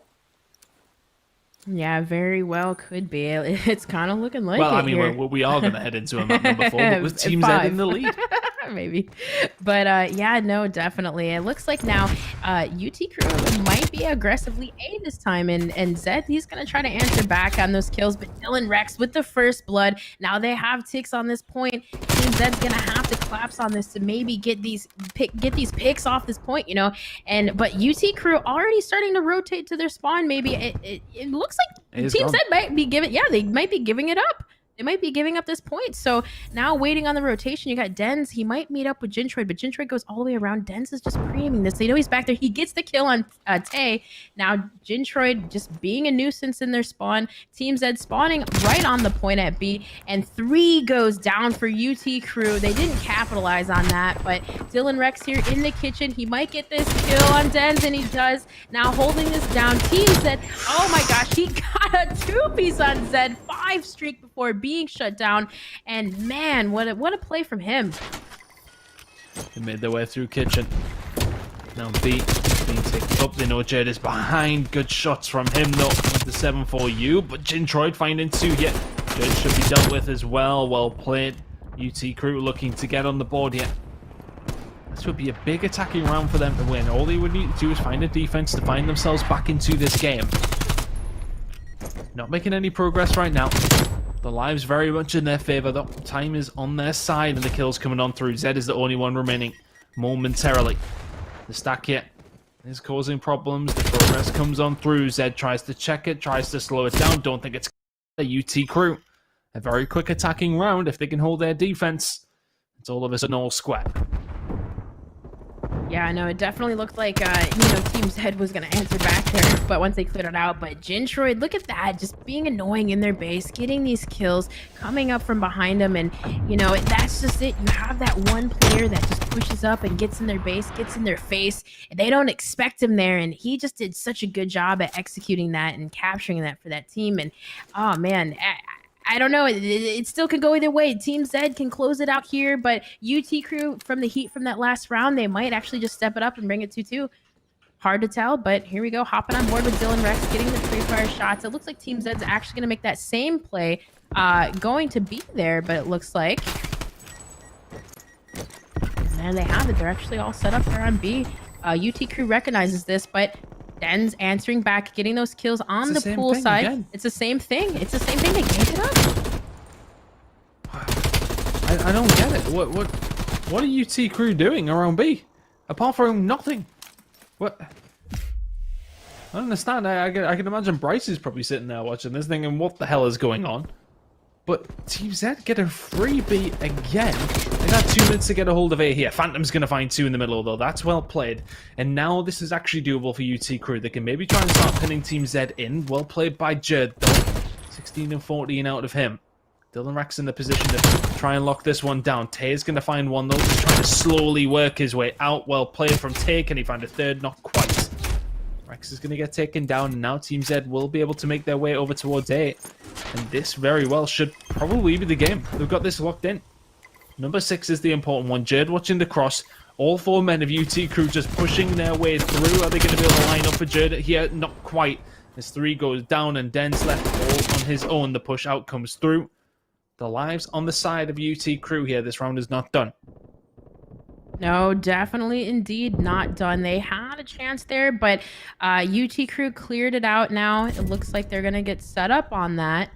Kind of, hold that defense point there. And Team Z kind of playing patient. They have to clear out their base here, but Yeez getting that kill. He's being annoying. And there you go. Dylan getting that kill on Zed. Now, it's just hard to say, but it looks like he's looking for Yeez. He knows he's running around in his base, and he's got to get that kill, but Phantoms there shuts him down. Now, Zed knows he's still looking for that player. They're kind of playing a little bit patient, but also Zed getting a couple shots in here. That trophy seemed to be getting in the way of his nade, but Denz, here he is on the poolside stairs. He's probably going to try to work a little mid push there, but gets shut down. Phantoms actually gets a 2-piece. And man, this is really hard. Yee still hasn't been shut down. Now 18 lives in favor of UT Crew, 11 from Zed. You know, if Yee still keeps getting these kills, but he actually got shot down by Dens, and now Dylan Rex down. Oh, punch comes in from Tay. Oh man, the aggression now. Team Zed looking good. They're on this point now. They can watch them flooding through mid, and now 2 goes down. 10 lives remaining for Look how Team quick Zed. it's going up. 14. It looks like they actually might get this cap and close it out here. It doesn't look like they can make it. No, they get in. Phantoms! What just happened? What just happened, Don? He just got in at the last second. Phantoms just went massive. He had to run it through. 6 spree for him. Found 2 on the way in, and he has Yeez to clean up as well. It was looking so likely that Team Z were about to win it. No respawns remaining. Only 2 players left. We are heading to a round number 5. Phenomenal game of Control so far. Wow, absolutely. This is it from Phantoms. Watch this. This is the 2 kills. He finds 1 there. They had to have been weak. Unbelievable from Phantoms. Oh my goodness. You know, I thought Team Z was about to capture that there, and then Phantoms on a 7 streak right now. He is just on fire. Hopping on board with him. It's going to be interesting to see, you know, which way they push, but it looks like the fights are going down at A. Now he's got to defend this point, getting those shots in and see if he can continue the streak, but Zed shuts him down. It looks like they're already set up on A, getting this capture here. They didn't go for B this time. They went for A, and oh man, Detroit shutting him down in the middle now, but Team Zed is still on that capture point. Zed, he's in laundry, getting these kills, getting set up, and man, as you see too, Jared, oh, he goes down, gets shut down by Dylan Rex, but as they're capturing this too, you see Taze coming around through the middle. It looked like he might have been going to be maybe to, you know, have a little bit of distraction, but Den's answering back now. UT Crew down again with the 2-piece, and they might actually be able to clear that out. You know, they didn't actually, Team Z wasn't able to capture A, and it looks like they're kind of making a B play here, push ton. It's one of the situations where last time around we've seen B be so successful for Team Z straight off the rip. A, not as good. And now it's set up for UT Crew to play the kind of game that they've been able to play.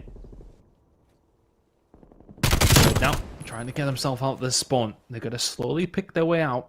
Lives are not on their side, although it's very close nonetheless, but time is definitely not on their side either. 35 seconds or so to go. Jared trying to make this push over towards A. They've been cleaned out that side, but it's going to be a B push coming in here from Team Z. Have they taken their time maybe a little bit too much as Phantoms put shots in? Tay's going to get on by. Progressive B coming through shortly, but Jed making the push over towards A. They want to get this one locked in just to extend that timer. The teammates do go down, but 1:25 to do something here. Team Z, plenty of time to try and get a hold of B. It's interesting to see how they're going to make this push coming on through. Zed will find one towards the back onto Jintroid. Jintroid spawning up towards the basketball court, but Phantom's holding down here. The spawns killings still coming on through here from Team Z. And they may actually be able to jump in here very shortly. I'm curious to see where everybody in UT Crew is actually going to be spawning all the way to the back. Rex and Phantom's doing a great job, but Taya finds 2 from Kitchen, and this is doable for Team Z now. Yeah, no, definitely doable for Team Z. They're in a good position. You know, UT Crew has to sit here and hold this defense, but Team Z on the point. Shots in. It looks like 2 down for them. Now, Jared's still in the hill. It looks like they might be actually be able to get at least 1 tick on this. UT Crew has to defend this point, and it looks like Zed just got Phantoms down now. They have to stack this point. He's trying to get in. Jintroid actually gets a 2-piece now. Now down back again. They just trading kills out here. Back in the back right now. Dylan goes down. Team Zed's pushing him to the point. It looks like that might be game as long as they can get that tick, and it looks like Zed gets it, and he does. Wow, what a game from Team Zed on that one. Wow, from both teams. It's just wow. so aggressive. There was no playing around with it. The attacking rounds were forceful, and both the teams working very well together though, and Team Z showing what they have here. The Hardpoint game on Crossroads may not necessarily be the best, but my goodness, how they look good on Search and the Control. We got a map 4 coming up, and this will be a huge result for Team Z if they can get away with something here. UT Crew seem to be a little bit stunned by that, Ellen. Yeah, no, most definitely. They definitely did seem stunned by it. But, you know, and it's crazy because Team Z, at that last round, it looked like they actually were going to cap it there. But UT Crew, I don't think, you know, necessarily, maybe it was a communication thing because they're slaying pretty well, you know. I don't know. They might be taken aback by that. But if anything, maybe they're starting to get warmed up. Maybe the fire was lit and into this next map, you know, they might take it and they might actually take it and go to a map 5 ton. We might see it. We might see a map 5, but Team Z, they're looking pretty well after that last one. The level of aggression from the first map, they definitely kicked it into gear. Definitely. 100%. I think, you know, what surprised me, though, for Team Z, and I'd imagine they'd have been surprised as well, it seemed quite easy for them to get a hold of B, them 2 initial attacking rounds before we headed over towards round number 5. They just seemed to get a hold of B so easily. It would be a 4-man stack immediately, and just nothing was able to be responding coming from the other side of things. Let's have a look at how things did break down here and figure out why the UT Crew didn't necessarily defend B whatsoever. It was always off the rip. Team Z getting a hold of it super quick. Jared having a good game though as well. I mean, across the board, a really solid game out of Team Z.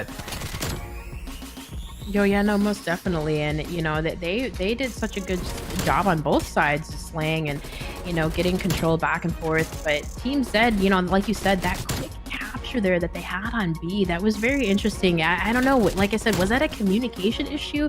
How come no one from the UT Crew side of things were there, you know, defending that point, or at least one person maybe? But yeah, no, definitely Team Z, they just came out on top day with the punch there in Kitchen and Money. That was just, oh man, good plays from them. And overall, both teams did a fantastic job, but Team Z just overall had the better teamwork, the better communication on that one. Much better work from them. Team Z, just a completely different team to what we've seen in map number 1. Which really just seems to be a little bit of a blip in the road in this series. They've been pretty convincing. Otherwise, 6-1 on Search and Destroy and 3-2 on the Control. But we head over towards Garrison Hardpoint. We're going to see significantly better Hardpoint out of Team Z here, though, than what we've seen in map number 1. Oh yeah, no, I definitely think so. Now just being up 2-1, I think the fire definitely was lit from them. So I think this hard point is it's not gonna be like the first one for sure. I think, you know, originally I said Team Z. I did say Team Z, but I think, you know, UT Crew, that the fire might have been lit for them. So, you know, they might actually answer back on this one. But overall, Team Z's looking really good from those last 2 maps. Well, let's have a look at how the series is already broken down and what we will have to see if we do see a final map. We'll see a UT Crew win if we do want to see Raid, Search and Destroy. But Garrison is coming up. Hardpoint on that. And honestly, I mean, if you look at the scorelines, it's been quite a strange game. 250-72 on map number 1 for UT Crew. We thought we were in for a very short series after that one, but teams had 6-1, 3-2 respectively in maps 2 and 3. Heading into a Garrison Hardpoint with the series on the line here, and can they get it closed out? It's one of those things that I still feel as if UT Crew are probably more favourites on this map specifically, but then we head over towards Raid after that potentially. If UT Crew can win here on Garrison, then who the hell knows is going to win that one? No, you're absolutely correct on it. It could go either way. You know, if UT Crew does take this hard point, you know, they did take the first one. It was a complete blowout. But if they do manage to take this one, who knows what's going to happen to the Raid, Search and Destroy. But as I say that, here we go. We're going to be starting it off with hard point. And we're looking at Jared here. See if Team Z can close this one out. It would be a really big result for them if they could. Wouldn't necessarily guarantee a 3rd place in this one, but it will put them in a fantastic spot to do so. Shot's going to come on through here, and just a scrap at the beginning, but of course you're looking for that rotation towards the brick side of the map. You want to make sure that you get that locked down for that P2 rotation. It looks like Team Z are concentrating on that first. Nope, absolutely, absolutely. And it looks like too, Taylor's actually back there getting the kills on the rotation, but Dylan Rex answers back with that. He's actually set up there, but you got Jerd back here. Jerd and Dylan are actually going to come and counter with each other, and Dylan shuts him down, kind of just trying to hold those spawns, but he gets traded out. What a beautiful trade there by Zed. Den's just trying to get this grab time, getting these kills mid-map, but Zed, they're coming out hot right now. Almost a 30-point lead, holding down this second hill. They're doing a fantastic job of locking it down. Phantom's just trying to figure out how to break it here. He might push through the side room, but he's actually waiting. He's got his teammates in the back. Gentroid flanking around in the back, and there you have it. They got the 2 kills there. Now he's going to see if he can get that kill on Zed, and he does, but he gets traded out by Jerd. Now Gentroid still getting these points on the hill. They have 30 seconds left on this. It looks like they're actually, Jerd looks like he's number 2. If you see, they're actually rotating to that second point. 2 goes down for UT. UT got 2 down on Zed. Now it looks like they're going to actually start to rotate to this new hill. Now Jerd just trying to hold this down, trying to lock it down. He finds the kill on Dylan. And just like that, Team Zed has the rotation for the P3 hill. And they can just get set up and hopefully maybe suck up without time. But He's going to actually try to probably push through the front here. Maybe we might have some people push through the back as well. He's just going to come up here with the generator, and he gets that kill on Zed. Now they know he's coming through the front. He gets naded out by Jerd, pushing that platform area. Gentroid answers back on Jerd. Team Zed still overall, even though UT Crew is getting those kills, Team Zed overall has the control of that back respawn. Yep, and that's the important thing here. UT Crew though looking like they're going to be able to shove it out. Really good shots once again by Gentroid. Can he find a second? Not quite. Jerd locking this one down. Only momentarily. Spawns though not necessarily belonging to anyone right now. Team Z still in and around here, fighting for every single point. UT Crew are going to probably take the lead here. Really good stuff from them, but Jerd coming in with that scrap. And we'll continue to put some pressure on here. It's going to be about a 15-point gap as we head over towards P4.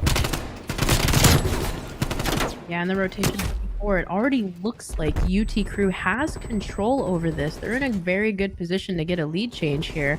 But as I say, that Gentroid punches Dens right there. Now control of this hill. He's just going to look for these kills. Trades come back and forth. Well, not really. UT Crew actually just got 2-3 down right there. Team Z spawning out at that whole old hill. And man, they're just UT Crew's doing a great job of locking down this middle map, getting those kills. Jerd trying to answer back. He gets a 2-piece. Can he get the third? No, yeah, he does. He gets the third on Yeez. Jerd just absolutely going hard right now. 14-9 on a 3-kill streak. Zed answering back. They're gonna actually, Jerd's gonna try to push through this. Looks like Gentroid's gonna stop the push, and that, like Zed, they have control of that hill. Now they flip the spawn. They have to push through, try to get set up on this new one. But Yeez, he's gonna back away, try to play his life, maybe see if he can get a couple of kills, get set up for that new the P5 hill. And they're actually doing Team Zed, man, they're just doing a really good job at getting those kills on the important kills on the spawn. Have this rotation over towards P5. They're locking in for a decent amount of time here though. UT Crew not in a bad spot to pick up some time of their own. Breaks control over towards Team Z though as the push starts to come through. Phantoms will find one. Which way is it going to trade? Over towards Team Z. 35 seconds remaining here on P5. Z now locking this one in. Push going to come from UT Crew from up top green. Looks like push around satellite side as well. Phantoms drops 2, and it's a really, really good hold from Team Z. Where were this team in map number 1? Just don't get it. Now they've got UT's Crew spawning towards the back, and now all of a sudden the ARs are out, and it's very, very difficult for UT Crew to push. 10 seconds or so remaining on this one. Team Z are going to have the rotation over towards the very first hill on the second rotation, and with that, they have themselves about a 50-point lead.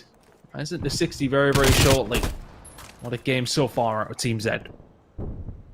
No, absolutely. It might be like one of those things, kind of like with subliners. You know, they might just needed a couple maps to warm up, get into the groove of things. You know, the hands are cold, but Here we are back on this first rotation. Yeast just trying to contest the hill, and he gets the kill on Zed. Now soaking up this hill time on this first hill. It looks like Team Zed, they still can answer back on this. Dens gets that kill on Dylan, gets 2 down.